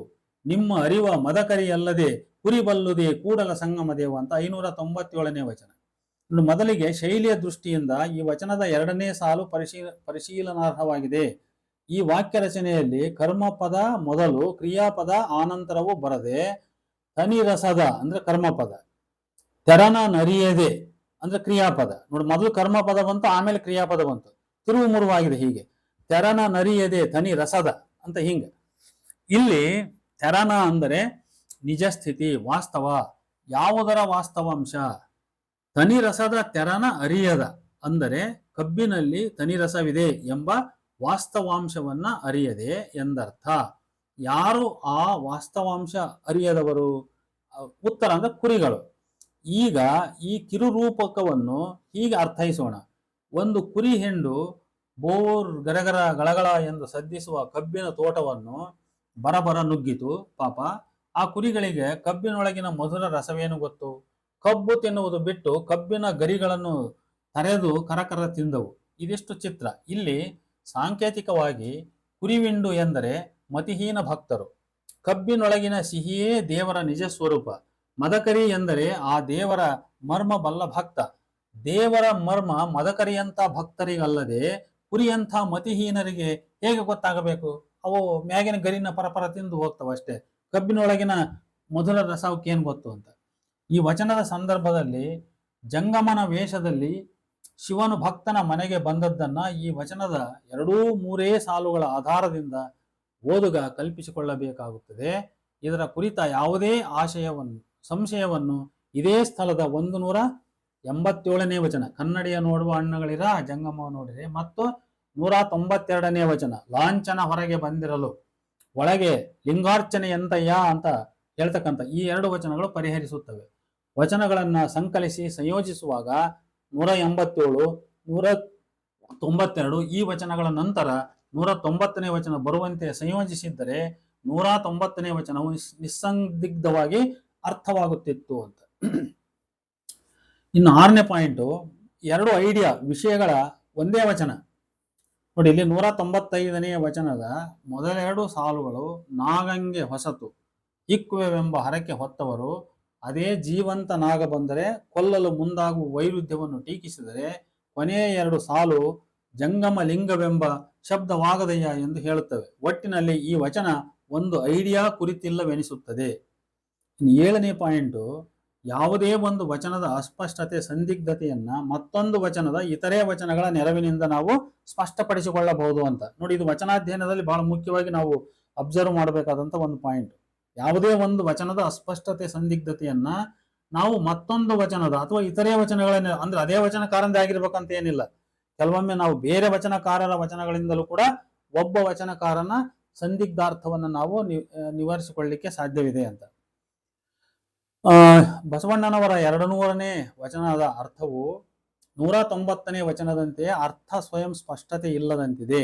ಇದರ ನಂತರದ 3-4 ವಚನಗಳನ್ನು ಓದಿದರೆ ಈ ವಚನದ ಸಂದರ್ಭ ನಮಗೆ ಸ್ಪಷ್ಟವಾಗುತ್ತದೆ. ಅಂದರೆ 201ರಿಂದ 206ರವರೆಗೆ ಓದಿದರೆ ಭಕ್ತನು ತನ್ನ ತನು ಮನ ಧನವನ್ನು ಗುರು ಲಿಂಗ ಜಂಗಮಕ್ಕೆ ಸವೆಸಬೇಕು, ಬೇರೆ ರೀತಿಯಲ್ಲಿ ವ್ಯಯ ಮಾಡುವುದು ಸಲ್ಲದು ಎಂಬ ಅರ್ಥ ಮನಸ್ಸಿಗೆ ಬರುತ್ತದೆ. ಈ ಹಿನ್ನೆಲೆಯಲ್ಲಿ 200ನೇ ವಚನ ನೋಡಿದಾಗ ಈ ವಚನವು ತನ್ನ ದುಡಿಮೆಯ ಫಲವನ್ನು ಬೇರೆ ಯಾರಿಗೋ ಮಾಡಿದರೇನು ಪ್ರಯೋಜನ, ತಾನು ತಿಂದು ಉಂಡದ್ದು ತನಗೆ ಎಂಬ ಭಾವನೆ ಜನಸಾಮಾನ್ಯರಲ್ಲಿ ಅಂದಿಗೂ ಇಂದಿಗೂ ಬೇರೂರಿರುವಂತಹುದು. ಈ ಸ್ವಾರ್ಥ ಭಾವನೆ ಇದ್ದಲ್ಲಿ ಧರ್ಮ ಭಾವನೆ ಬೆಳೆಯುವುದಿಲ್ಲ. ಆದ್ದರಿಂದ ಆ ಸ್ವಾರ್ಥ ಭಾವನೆಯನ್ನೇ ಬಸವಣ್ಣನವರು ಇಲ್ಲಿ ಟೀಕಿಸಿದ್ದಾರೆ. ನೋಡು, ಉಂಡುದು ಬಂದಿತ್ತೆಂಬ ಸಂದೇಹಿ ಮಾನವ ನೀ ಕೇಳ, ಉಂಡುದೇನಾಯಿತೆಂಬುದ ನಿನ್ನ ನೀ ಕೇಳಿ ನೋಡ, ಉಂಡುದು ಆಗಲೇ ಅಪೇಯವಾಯಿತು, ಆ ಉಂಡುದ ನುಣಬಂದ ಹಂದಿಯ ಬಾಳುವೆಯವರ ಕಂಡು ಆನು ಮರುವೆನಯ್ಯ ಕೂಡಲ ಸಂಗಮ ದೇವ ಅಂತ. ನೋಡಿ, ಉಂಡುದು ಬಂದಿತ್ತೆಂಬ ಸಂದೇಹಿ ಮಾನವ ನೀ ಕೇಳ, ಉಂಡುದೇನಾಯಿತೆಂಬುದ ನಿನ್ನ ನೀ ಕೇಳಿ ನೋಡ, ಉಂಡುದು ಆಗಲೇ ಅಪೇಯವಾಯಿತು, ಆ ಉಂಡುದ ನುಣಬಂದ ಹಂದಿಯ ಬಾಳುವೆಯವರ ಕಂಡು ಆನು ಮರುಗುವೆನಯ್ಯ ಕೂಡಲ ಸಂಗಮ ದೇವ ಅಂತ. ಇದು 200ನೇ ವಚನ. ಇದು ಹೀಗೆ ತಾನುಂಡದ್ದು ತನಗೇ ಸಲ್ಲುವುದೆಂಬ ಸ್ವಾರ್ಥ ಚಿಂತೆಯ ಬಾಳುವೆಯ ಹಂದಿಯ ಬಾಳುವೆ ಎಂದು ಬಸವಣ್ಣನವರು ಇಲ್ಲಿ ಟೀಕಿಸಿದ್ದಾರೆ. ಹಾಗಾದರೆ ದುಡಿದದ್ದನ್ನ ಯಾರಿಗೆ ಸವೆಸಬೇಕು ಎಂಬುದಕ್ಕೆ ಇದರ ನಂತರದ ವಚನಗಳು ಉತ್ತರಿಸುತ್ತವೆ. 201ನೇ ವಚನವು ಹೆರರಿಗಿಕ್ಕಿ ಹೆಗ್ಗುರಿಯಾಗಿ ಕೆಡಬೇಡ ಎಂದು ಜೀವನೋಪದೇಶ ಮಾಡಿದರೆ, ಮುಂದಿನ ವಚನಗಳಲ್ಲಿ ಶರಣರಿಗೆ ಗುರು ಜಂಗಮಕ್ಕೆ ಮಾಡಬೇಕೆಂಬ ಸೂಚನೆ ನೀಡುತ್ತವೆ. ಇನ್ನು ಬಸವಣ್ಣನವರ 215ನೇ ವಚನವು ಕೌಳುಗೋಲು ಅಂದ್ರೆ ಗರಡಿ ಮನೆಯ ತಾಲೀಮಿನಲ್ಲಿ ಬಳಸುವ ದೊಣ್ಣೆ ಹಿಡಿದು ದೈಹಿಕ ಶ್ರಮ ಮಾಡಲು ಬಳಸಬಹುದಲ್ಲದೆ ರಣಾಂಗಣದಲ್ಲಿ ಯುದ್ಧ ಮಾಡಲು ಬಳಸಲಾದೀತೆ. ಇಂಥ ಹುಸಿತನಕ್ಕೆ ಬಣ್ಣ ಲೇಪಿಸಿ ಮಾತಾಡಿದರೇನು ಪ್ರಯೋಜನ? ಇಷ್ಟು ಅರ್ಥ ಮಾಡಿದ ಮೇಲೂ ಕೂಡ ಈ ವಚನಾರ್ಥ ನಿಗೂಢವಾಗಿಯೇ ಉಳಿಯುತ್ತದೆ. ಈಗ ಕೊನೆಯ ಸಾಲು ನೋಡಿ, ಬಂದ ಸಮಯವನರಿತು ಇದ್ದುದ ವಂಚಿಸದಿದ್ದಡೆ ಕೂಡಲ ಸಂಗಮ ದೇವನೊಲಿದು ಸಲಹುವ ಅಂತ. ಇದು 215ನೇ ವಚನ. ಈಗ ಬಂದ ಸಮಯ ಎಂಬ ಪದಕ್ಕೆ ಯಾರ ಬಂದ ಸಮಯ ಎಂದು ಪ್ರಶ್ನಿಸಿದರೆ ಊಹಿಸಬಹುದಾದ ಉತ್ತರ ಕೂಡಲ ಸಂಗಮನು ಜಂಗಮ ರೂಪದಲ್ಲಿ ಬಂದ ಸಮಯ ಎಂದು ಅರ್ಥವಾಗುತ್ತದೆ. ಆಗ ಮಾತ್ರ ಮುಂದಿನ ವಚನ ಭಾಗಕ್ಕೆ ಅರ್ಥ ಕಲ್ಪಿಸಬಹುದು. ಆಗ 2 ಸಾಲಿನ ಅರ್ಥ ಶೇಷದಿಂದ ಇಡೀ ವಚನ ಶಿಲ್ಪದ ಅರ್ಥವನ್ನ ಒಂದು ತರ್ಕದಲ್ಲಿ ಕಲ್ಪಿಸಬಹುದು. ಶಿವನು ಜಂಗಮ ರೂಪಿಯಾಗಿ ಭಕ್ತನಲ್ಲಿಗೆ ಬಂದಾಗ ಭಕ್ತನು ತನ್ನಲ್ಲಿದ್ದುದನ್ನು ವಂಚಿಸದೆ ನೀಡಿದರೆ ಮಾತ್ರ ಶಿವನು ಭಕ್ತನಿಗೆ ಒಲಿದು ಸಲಹುವನು. ಹೀಗೆ ಇದ್ದುದನ್ನು ವಂಚಿಸದೆ ನೀಡುವ ಬದಲು ಮೊದಲ 3 ಸಾಲಿನ ಅರ್ಥ ಹೇಳುವಂತೆ ಸುಮ್ಮನೆ ಬೂಟಾಟಿಕೆ ವಂಚನೆ ಠಕ್ಕು ಸಲ್ಲದು. ಹೀಗೆ ಈ ವಚನದ ಒಟ್ಟಾರ್ಥವು ಕೊನೆಯ 2 ಸಾಲಿನ ಅರ್ಥವನ್ನು ಅವಲಂಬಿಸಿದೆ. ಈ 2 ಸಾಲಿನ ಅರ್ಥದ ಬಗ್ಗೆ ಖಚಿತ ಪಾಠಾಂತರಕ್ಕೆ ಈ ಹಿಂದೆ ಅರ್ಥೈಸಲ್ಪಟ್ಟ ಅಂದ್ರೆ 201ರಿಂದ 206 ಅಥವಾ ಇತರೆ ವಚನಗಳು, ಶಿವನು ಜಂಗಮನಾಗಿ ಭಕ್ತನ ಮನೆಗೆ ಬಂದಾಗ ಭಕ್ತನು ತನ್ನ ತ್ರಿವಿಧ ಸಾರಾಯ ಸಂಪದವ ಅಂದ್ರೆ ತನು ಮನ ಧನ ಜಂಗಮಗೆ ಕೊಟ್ಟು ಸತ್ಕರಿಸಬೇಕೆಂಬ ಧಾರ್ಮಿಕ ನಡಾವಳಿಕೆ ಬೋಧಿಸುವ ವಚನಗಳು ಇಂಥ ಅಸ್ಪಷ್ಟ ಸಂದಿಗ್ಧ ವಚನಗಳಿಗೆ ನೆರವಾಗಿ ನಿಲ್ಲುತ್ತವೆ. ಇದರ ನಂತರದ ವಚನವೂ ಕೂಡ ಅಂದ್ರೆ 218 ವಚನವೂ ಸಹ ಮೇಲಿನ 215ನೇ ವಚನದ ಗುಂಪಿಗೆ ಸೇರುತ್ತದೆ. ಬಂದ ಜಂಗಮಗೆ ಇದ್ದುದ ನೀಡಿ ನಿಜವಾದ ಭಕ್ತಿ ತೋರದ ಬೂಟಾಟಿಕೆಯ ಭಕ್ತನನ್ನೇ ಈ ವಚನ ಪತಿನಿಷ್ಠಳಲ್ಲದ ಸೋಗಲಾಡಿ ಪತ್ನಿಯ ರೂಪಕದ ಮೂಲಕ ಲೇವಡಿಸುತ್ತದೆ. ನೋಡಿಲ್ಲಿ, ಹಸಿದು ಬಂದ ಗಂಡಂಗೆ ಉಣಲಿಕ್ಕದೆ ಬಡವಾದನೆಂದು ಮರುಗುವ ಸತಿಯ ಸ್ನೇಹದಂತೆ ಬಂದುದ ನರಿಯಳು ಇದ್ದುದ ಸವಿಸಳು. ನೋಡಿ, ಬಂದುದ ನರಿಯಳು ಇದ್ದುದ ಸವಿಸಳು, ದುಃಖವಿಲ್ಲದ ಅಕ್ಕೆ ಹಗರಣಿಗನ ತೆರನಂತೆ ಕೂಡಲ ಸಂಗಮ ದೇವ ಅಂತ. ನೋಡಿ, ಸಾರಾಂಶವೇನೆಂದರೆ, ಹಸಿದು ಬಂದ ಗಂಡಗೆ ಉಣಲಿಡದ ಹೆಂಡತಿ ಅಯ್ಯೋ ಪಾಪೇ ನನ್ನ ಗಂಡ ಅದೆಷ್ಟು ಸೊರಗಿದ್ದಾನಲ್ಲ ಎಂದು ಒಣ ಅನುಕಂಪ ಮೆರೆಯುತ್ತಾಳಷ್ಟೆ. ಆಕೆ ಗಂಡ ಬಂದುದನ್ನ ಅರಿಯಳು, ಇದ್ದದ್ದು ನೀಡಿ ಸಂತೃಪ್ತಿಪಡಿಸಳು. ಈ ಥರದ ಸೋಗಲಾಡಿ ಸತಿಯಂತೆ ವರ್ತಿಸುವ ಡಾಂಬಿಕ ಭಕ್ತ ಬಂದ ಜಂಗಮವನ್ನ ಅರಿಯನು, ಇದ್ದುದ ನೀಡನು. ಒಟ್ಟಿನಲ್ಲಿ ಇಂಥ ನಿಜವಾದ ಸಂಕಟ, ವ್ಯಥೆಯಿಲ್ಲದ ದುಃಖ ಪ್ರಲಾಪಗಳು ಹಗರಣಿಗನ ಅಂದ್ರೆ ವೇಷಧಾರಿ ಡಂಬಕನಂತ ವರ್ತನೆಯಂತೆ ಪೂರ್ಣ ಹುಸಿ. ಹೀಗೆ ಲಿಂಗ ಜಂಗಮ ಸೇವೆಯಲ್ಲಿ ಭಕ್ತರಾದವರು ಡಂಬಾಚಾರಿಗಳಾಗದೆ ನಿಜ ಭಕ್ತಿ ತೋರಬೇಕೆಂಬ ಪರೋಕ್ಷ ಧಾರ್ಮಿಕ ನೀತಿ ಬೋಧನೆ ಈ ವಚನದ ವಸ್ತು. ಈ ಥರದ ಭಕ್ತಿ ಡಂಬಾಚಾರ ವಂಚನೆಯನ್ನ ಇದೇ ಪುಟ 27ರಲ್ಲಿನ 217ನೇ ಮತ್ತು 220ನೇ ವಚನಗಳು ಚರ್ಚಿಸುತ್ತವೆ. ಹೀಗೆ ಅಸ್ಪಷ್ಟ ಸಂದಿಗ್ಧ ವಚನಗಳನ್ನು ಅರ್ಥೈಸಲು ನಾವು ಆ ನಿರ್ದಿಷ್ಟ ವಚನದ ಹೊರಗೆ ಹೋಗಿ ಇತರೆ ವಚನಗಳಲ್ಲಿ ಆ ನಿರ್ದಿಷ್ಟ ವಚನದ ವೈಚಾರಿಕತೆಗೆ, ಭಾವನೆಗೆ, ಧೋರಣೆಗೆ ಆನಿಕೆಯಾಗಿ ನಿಲ್ಲಬಲ್ಲ ವಚನಗಳನ್ನು ಓದಿ ಬಂದು ನಿರ್ಣಯಕ್ಕೆ ನಾವು ಬರಬೇಕಾಗುತ್ತದೆ. ಇದೇನು ಸೂಚಿಸುತ್ತದೆ ಎಂದರೆ, ಈಗಿರುವ ಸಂಪುಟಗಳಲ್ಲಿನ ವಚನಗಳ ಅನುಕ್ರಮಣಿಕೆ, ವಿಭಾಗೀಕರಣ ಒಂದು ವಚನ ಪಾಠಾಂತರಕ್ಕೆ ಒಂದು ಸಮಸ್ಯೆಯನ್ನು ಸೃಷ್ಟಿಸಿದೆ. ಒಂದು ರೀತಿ ಯಾವುದೋ ಪುರಾತನ ಕಾಲದ ಹಾಳು ದೇಗುಲ ಮಂಟಪದ ಶಿಥಿಲವಾದ ಚಲ್ಲಾಪಿಲ್ಲಿಯಾದ ಭಾಗಗಳನ್ನು ಒಂದು ಆಕೃತಿಗೆ ಹೊಂದಿಸುವುದು ಶಿಲ್ಪಿಗೆ ಯಾವ ರೀತಿಯ ಸಮಸ್ಯೆಯನ್ನು, ಸವಾಲನ್ನು ಒಡ್ಡುತ್ತವೆಯೋ ಅಂಥದೇ ಸಮಸ್ಯೆಯನ್ನ ಈ ವಚನಗಳ ಸಂಕಲನಗಳು ಒಡ್ಡಿವೆ ಎಂಬುದು ನನ್ನ ಗ್ರಹಿಕೆ. ಷಟ್ಸ್ಥಲಗಳಲ್ಲಿ ವಿಭಾಗ ಮಾಡಿರುವುದೇನೋ ವಚನಗಳ ತರ್ಕಬದ್ಧ ಅರ್ಥಕ್ಕೆ ಹೊರವಾಗಿದೆ ಎಂದು ತಿಳಿಯಬೇಕಾಗಿಲ್ಲ. ಈ ಕುರಿತು ವಚನ ಸಂಕಲನ ಸಂಪಾದನಾ ಚರಿತ್ರೆಯ ಕುರಿತು ಚರ್ಚಿಸಿರುವಲ್ಲಿ ಕೆಲವು ವಿಷಯಗಳನ್ನು ನಾನು ಪ್ರಸ್ತಾಪ ಮಾಡಿದ್ದೇನೆ. ಇನ್ನು 885ನೇ ವಚನದ ವಿಚಾರವನ್ನೇ ವಿಸ್ತರಿಸಿದೆ. 886 ನೋಡಿ, ಈ ವಚನದಲ್ಲಿ ಅಂದ್ರೆ 885ನೇ ವಚನದಲ್ಲಿನ ಅನುಮಾನಕ್ಕೆ 886ನೇ ವಚನವು ನಮಗೆ ಉತ್ತರವಾಗಬಲ್ಲದಂತ. ಹಾಲೆಂಜಲು ಪೆಯ್ಯನ ಉದಕವೆಂಜಲು ಮತ್ಸ್ಯದ ಪುಷ್ಪವೆಂಜಲು ತುಂಬಿಯ ಎಂತು ಪೂಜಿಸುವೆ ಶಿವಶಿವ ಎಂತು ಪೂಜಿಸುವೆ ಈ ಎಂಜಲವ ನತಿಗಳೆವಡೆ ಎನ್ನಳವಲ್ಲ ಬಂದುದ ಕೈಕೋ ಕೂಡಲ ಸಂಗಮ ದೇವ ಅಂತ 886ನೇ ವಚನ. ನೋಡಿ, ಬಸವಣ್ಣನವರ ಪ್ರಕಾರ ಎಂಜಲು ಎಂಬ ಕಲ್ಪನೆಯೇ ನಿರಾಧಾರವಾದುದು. ಹಸುವಿನಿಂದ ಕರೆದ ಹಾಲು ಕರುವಿನ ಎಂಜಲಲ್ಲವೇ? ನದಿ ಕೊಳ ಬಾವಿಯ ಜಲ ಮೀನಿನ ಎಂಜಲಲ್ಲವೇ? ತೋಟದಿಂದ ತಂದ ಹೂವು ತುಂಬಿಯ ಎಂಜಲಲ್ಲವೇ?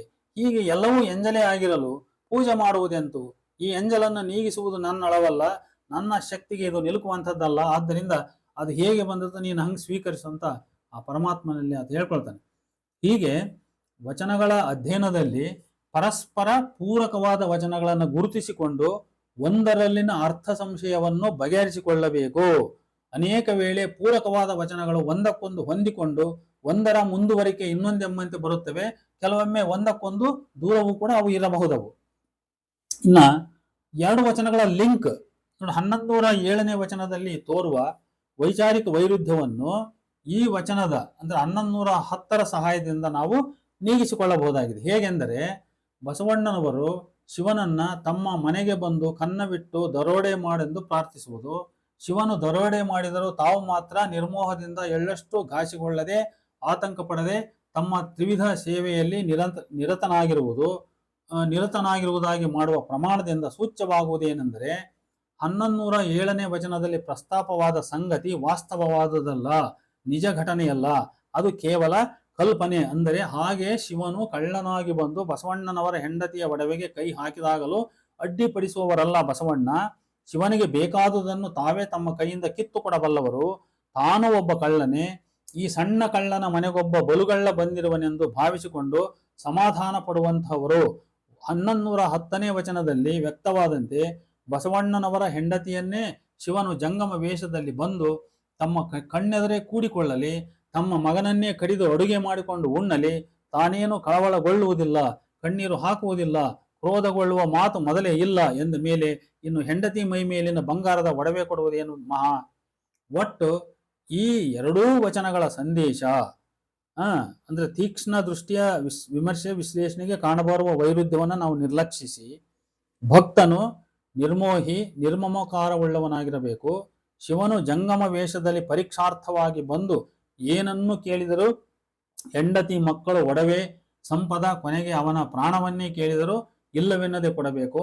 ಆಗ ಶಿವನೊಲುಮೆ ಭಕ್ತನಿಗೆ ಈ ಎಲ್ಲಾ ಸಂಗತಿಗಳು ಪ್ರಾಯೋಗಿಕವಾಗಿ ಸಾಧ್ಯವೇ, ಸಮಂಜಸವೇ ಎಂಬ ಇಂದಿನ ಕಾಲದ ಪ್ರಶ್ನೆಗಳಿಗೆ ಉತ್ತರವಿಲ್ಲ. ಅವು ಅಂದಿನ ಕಾಲದ ಸತ್ಯಗಳಷ್ಟೇ. ಅವುಗಳಲ್ಲಿ ಕೆಲವು ಉತ್ಪ್ರೇಕ್ಷೆಗಳಿದ್ದಂತೆ ಕಾಣುತ್ತದೆ. ಇನ್ನು 8 ವಚನವೊಂದರ ಅರ್ಥ ಒಂದೋ ಎರಡೋ ಪದಗಳ ಮೇಲೆ ಅವಲಂಬಿತವಾಗಿರುತ್ತದೆ. ನೋಡಿ, ಈ ವಚನದಲ್ಲಿ ಕಪ್ಪೆ ಶಿರ 72 ಪುರ ಇವುಗಳು ಸಾಂಕೇತಿಕವಾಗಿ ಏನನ್ನು ಹೇಳುತ್ತವೆಂಬುದೇ ನಿಗೂಢ. ಇವುಗಳ ಅರ್ಥದ ಮೇಲೆ ಇಡೀ ವಚನಾರ್ಥ ನಿಂತಿದೆ. ಪುರದೊಳಗೊಬ್ಬ ನಾರಿ ಎಂದರೆ ಶರಣ ಅಥವಾ ಶರಣಸತಿ. ಇವನ ಕೈಯೊಳಗಿನ ನಾರಿವಳ ಸಸಿ ಎಂದರೆ ಇಷ್ಟಲಿಂಗ. ಈ ಕಪ್ಪೆಯ ಶಿರದ ಮೇಲಿನ 72 ಪುರದ ನಾರಿಯ ಕೈಯೊಳ ನಾರಿವಣ ಸಸಿಯ ಬಲ್ಲಾತನೇ ಪ್ರಾಣಲಿಂಗ ಸಂಬಂಧಿ ಎಂದು ಇಲ್ಲಿನ ತೀರ್ಪು. ಇದು 1130ನೇ ವಚನ. ಇದು ಇನ್ನು 1131ನೇ ವಚನ ನೋಡಿ, ಕಬ್ಬಿನ ಮೇಲೆ ಜೇನಿನ ಗೂಡು ಕಟ್ಟಿದರೂ ಅವೆರಡೂ ಒಂದರ ಸಿಹಿಯನ್ನು ಇನ್ನೊಂದರಿಯದಂತೆ ಇರುತ್ತವೆ. ಅದೇ ರೀತಿಯಲ್ಲಿ ಭಕ್ತ ಜಂಗಮದ ನಡುವೆ ಅರ್ಥ ಪ್ರಾಣ ಅಭಿಮಾನವೆಂಬ ಸಿಗುರು ಅಂದ್ರೆ ತೆಳ್ಳನೆಯ ಚಕ್ಕೆ ಅಥವಾ ಕಟ್ಟಿಗೆ ತನ್ನ ಅಭಿಮಾನವೆಂಬ ಸಿಗುರು ಕಾಡಿತ್ತು ಎಂದು ಹೇಳುತ್ತಾರೆ ಬಸವಣ್ಣ. ಇಲ್ಲಿನ ಅರ್ಥ ಸಿಗುರು ಎಂಬಿ ಪದದ ಅರ್ಥದ ಮೇಲೆ ನಿಂತಿದೆ. ಈ ಪದಕ್ಕೆ ಕಿಟಲ್ ಕೋಶದಲ್ಲಿ ಸ್ಪ್ಲಿಂಟರ್ ಅಂದರೆ ಚೆಕ್ಕೆ, ಸಿಗುರು ಎಂದರ್ಥವಿದೆ. ಈ ವಚನದ ಸಂದರ್ಭದಲ್ಲಿ ಈ ಅರ್ಥವನ್ನ ಅನ್ವಯಿಸಿಕೊಳ್ಳುವಾಗ ಸಿಗುರು ಎಂಬ ಅರ್ಥವನ್ನ ಒಪ್ಪಿಕೊಳ್ಳಬಹುದು. ಸಿಗುರು ಅಂದ್ರೆ ಮೊನಚಾಗಿದ್ದು ಚುಚ್ಚುತ್ತವೆ, ಕೀಲಿಸುತ್ತವೆ, ಬಾಧಿಸುತ್ತವೆ. ಭಕ್ತ ಮತ್ತು ಜಂಗಮದ ಸಂಬಂಧದ ಬೆಸುಗೆಯೇ ಅರ್ಥ ಪ್ರಾಣ ಅಭಿಮಾನ. ಆದರೆ ಅವುಗಳನ್ನ ಜಂಗಮಗೆ ಒಪ್ಪಿಸುವಾಗ ಮನಸ್ಸು ನೋಯದೇ ಇರದಲ್ಲವೇ, ನೊಂದುಕೊಳ್ಳದೆ ಜಂಗಮಕ್ಕೆ ಮಾಡುವುದೇ ಭಕ್ತಿ. ಆದರೆ ಆ ಕಾಡಾಟವನ್ನು ಸಹಿಸಿ ಅದರ ಹಿಂಸೆಯನ್ನು ನೋವನ್ನು ಮರೆಯಬೇಕಲ್ಲವೇ. ಅರ್ಥ ಪ್ರಾಣಾಭಿಮಾನಗಳನ್ನು ನೀಡುವಾಗ ಯಾವ ಭಾವನೆಗಳು ನೋವನ್ನ ಉಂಟು ಮಾಡುತ್ತವೆಯೋ ಅವೇ ಸಿಗುರು ಅಂತ. ಇನ್ನು 9ನೇ ಪಾಯಿಂಟು, ಅರ್ಥ ಸ್ಪಷ್ಟತೆ ಇರುವ ಪದದ ಅರ್ಥದ ಆಧಾರದಿಂದ ಅರ್ಥದ ಅಸ್ಪಷ್ಟತೆ ಸಂದಿಗ್ಧತೆ ಇರುವ ಇನ್ನೊಂದು ಪದದ ಅರ್ಥವನ್ನು ಊಹಿಸಬಹುದು. ಇದಕ್ಕೆ ಉದಾಹರಣೆಯಾಗಿ ಈ ಕೆಳಗಿನ ಒಂದು ವಚನ ವಿಶ್ಲೇಷಣೆಯನ್ನು ನೀವು ನೋಡಿ. 699ನೇ ವಚನದಲ್ಲಿ ಜೋಳವಾಳೆ ಎಂದರೆ ಒಡೆಯನ ಋಣ ತೀರಿಸುವವನು, ವೀರ ಯೋಧ ಎಂಬ ಅರ್ಥವನ್ನು ವಚನ ಸಂಪುಟದಲ್ಲಿ ನೀಡಿದ್ದಾರೆ. ಕಿಟಲ್ ಕೋಶದಲ್ಲಿ ಬಾಳೆ ಎಂದರೆ ಪಾಲುದಾರ, ಸಹವರ್ತಿ, ಜೊತೆಗೆ ಜೀವಿಸುವವನು ಎಂಬ ಅರ್ಥವಿದೆ. ಈ ಅರ್ಥಗಳಲ್ಲಿ ಯಾವುದನ್ನು ಈ ಕೆಳಗಿನ ವಚನದಲ್ಲಿ ಅನ್ವಯಿಸಿಕೊಳ್ಳಬೇಕೆಂಬುದೇ ದೊಡ್ಡ ಪ್ರಶ್ನೆ. ಜೋಳವಾಳಿಯಾನಲ್ಲ ವೇಳೆವಾಳಿಯವನಾನಯ್ಯ, ಹಾಳುಗೆಟ್ಟೋಡುವ ಆಳು ನಾನಲ್ಲವಯ್ಯ, ಕೇಳು ಕೂಡಲ ಸಂಗಮ ದೇವ, ಮರಣವೇ ಮಹಾನವಮಿ ಅಂತ 699ನೇ ವಚನ. ಮೊದಲ ಸಾಲಿನಲ್ಲಿರುವ ತರ್ಕ ಗಮನಿಸಿ. ನಾನಿಂಥವನಲ್ಲ, ನಾನಿಂಥವನು ಎಂದು ಸುಳ್ಳುಗಾರನಲ್ಲ ಎಂಬ ನಕಾರಾತ್ಮಕ ಅರ್ಥಕ್ಕೆ ನಾನು ಸತ್ಯವಂತ ಎಂಬ ಸಕಾರಾತ್ಮಕ ಅರ್ಥವೇ ಇಲ್ಲಿ ಉತ್ತರ. ಈ ರೀತಿ ಒಂದು ನಕಾರಾತ್ಮಕ ಇನ್ನೊಂದು ಸಕಾರಾತ್ಮಕ ಎಂಬ 2 ಪದಗಳಿದ್ದು ಅರ್ಥ ಸ್ಪಷ್ಟತೆ ಇರುವ ಪದದ ಅರ್ಥದ ಆಧಾರದಿಂದ ಅರ್ಥದ ಅಸ್ಪಷ್ಟತೆ ಸಂದಿಗ್ಧತೆ ಇರುವ ಇನ್ನೊಂದು ಪದದ ಅರ್ಥವನ್ನು ನಾವು ಊಹಿಸಬಹುದು. ಈ ಹಿನ್ನೆಲೆಯಲ್ಲಿ ಮೊದಲ ಪದದ ಅಂದ್ರೆ ಜೋಳವಾಳಿಯಾನಲ್ಲ ಈ ಪದದ ಸರಿಯಾದ ಅರ್ಥ ತಿಳಿಯಲು ನಾವಿಲ್ಲಿ 2ನೆಯ ಪದದ ಅಂದ್ರೆ ವೇಳೆವಾಳಿ ಅರ್ಥದ ಮೊರೆ ಹೋಗಬೇಕಾಗುತ್ತದೆ. ವೇಳೆವಾಳಿ ನಾನು ಎಂದರೆ ನಿಸ್ಸಂಶಯವಾಗಿ ಒಡೆಯನಿಗಾಗಿ ಪ್ರಾಣವನ್ನೇ ಕೊಡಬಲ್ಲವನು ನಾನು ಎಂದರ್ಥ. ಅಂದ ಮೇಲೆ ಇದಕ್ಕೆ ವಿರುದ್ಧವಾದ ಮೊದಲ ಪದ ಜೋಳವಾಳಿಯಾನಲ್ಲ ಎಂಬುದರ ಅರ್ಥ ಒಡೆಯನ ಋಣ ತೀರಿಸದೇ ಇರುವವನು ನಾನಲ್ಲ ಎಂದಿರಬೇಕಾಗುತ್ತದೆ. ಅಥವಾ ಜೋಳ ಎಂದರೆ ದವಸ ಧಾನ್ಯ, ಶ್ರೀಮಂತನ ಮನೆಯಿಂದ ಜೋಳವನ್ನ ಮುಂಗಡವಾಗಿ ಪಡೆದು ಅದನ್ನು ತೀರಿಸಲೋಸುಗ ಒಡೆಯನ ಹೊಲ ಮನೆಯಲ್ಲಿ ದುಡಿಯುವ ಆಳು ಜೋಳವಾಳು ಎಂದು ಪರಿಗಣಿಸಿದರೆ, ಜೋಳದ ಸಾಲ ಅಥವಾ ಋಣ ಬಾಕಿ ತೀರಿಸುವ ಆಳಿಗೆ ಒಡೆಯನ ಪ್ರಾಣವನ್ನು ರಕ್ಷಿಸಬೇಕೆಂಬ ನಿರ್ಬಂಧವೇನು ಕಟ್ಟಳೆಯೇನು ಇರದು. ಬಾಕಿ ತೀರಿಸುವುದಷ್ಟೇ ಅವನ ಜವಾಬ್ದಾರಿ. ಇಂಥ ಆಳು ನಾನಲ್ಲ ಎಂದು ತಿಳಿದರೂ ಸಹ ವಚನದ ಅರ್ಥಕ್ಕೆ ಆಶಯಕ್ಕೆ ಧಕ್ಕೆ ಬರುವುದಿಲ್ಲ. ಒಟ್ಟು ತರ್ಕ ಏನೆಂದ್ರೆ, ಒಡೆಯನ ಋಣ ತೀರಿಸದಂಥ ಆಳು ನಾನಲ್ಲ, ಒಡೆಯನಿಗಾಗಿ ನನ್ನ ಪ್ರಾಣವನ್ನೇ ತ್ಯಾಗ ಮಾಡಬಲ್ಲಂಥ ನಿಷ್ಠ ಸೇವಕ ನಾನು. ಅದೇ ರೀತಿ ಹಾಳುಗೆಟ್ಟೋಡುವ ಆಳು ನಾನಲ್ಲ ಎಂಬ ಸಾಲಿನರ್ಥ ನೋಡಿ. ಹಾಳು ಎಂದರೆ ಭೂಮಿ, ಹೊಲ. ಹಾಳುಗೆಟ್ಟೋಡುವುದು ಎಂದರೆ ಹೊಲದ ಕೆಲಸವನ್ನು ಮಾಡುವುದು ಬಿಟ್ಟು ಕೆಡಿಸಿ ದಿಕ್ಕೆಟ್ಟು ಓಡುವುದು ಎಂದು ತಿಳಿಯಬಹುದು. ನಾನು ಇಂಥ ಆಳು ಅಲ್ಲ. ಪ್ರಾಣವೇ ಹೋದರೂ ನನ್ನ ಸ್ವಾಮಿ ಸೇವೆಯನ್ನು ಬಿಡದೆ ಮಾಡುವೆ. ನಾನು ಮರಣ ಕಂಜದವನು, ಮರಣವೇ ಮಹಾನವಮಿ ನನಗೆ. ಇದು ಬಸವಣ್ಣನವರ ವಾದ ಅಂತ. ಅಥವಾ ಹಾಳುಗೆಟ್ಟೋಡುವ ಅಂದ್ರೆ ನಾನು ರಣಾಂಗಣವನ್ನ ಬಿಟ್ಟು ಓಡ್ತಕ್ಕಂಥ, ಸ್ವಾಮಿಯನ್ನ ಬಿಟ್ಟು ಓಡ್ತಕ್ಕಂಥ ಆಳು ನಾನಲ್ಲ. ಈಗೇನು ಕೂಡ ನಾವು ಅದನ್ನ ಅರ್ಥ ಮಾಡ್ಕೋಬಹುದು. ಹೀಗೆ ಈ ವಚನಗಳನ್ನ ನಾನು ಬಹಳ ವಿಶೇಷವಾಗಿ ಇದೊಂದು ವಚನಾಧ್ಯಯನ ಪದ್ಧತಿ ಅಂತಲೇ ನಾನು ಕೆಲವು ವಿಚಾರಗಳನ್ನ ನಾನು ವ್ಯಕ್ತಪಡಿಸಿದ್ದೇನೆ ನನ್ನ ಕೃತಿಯಲ್ಲಿ ಬಹಳ ದೀರ್ಘವಾಗಿ.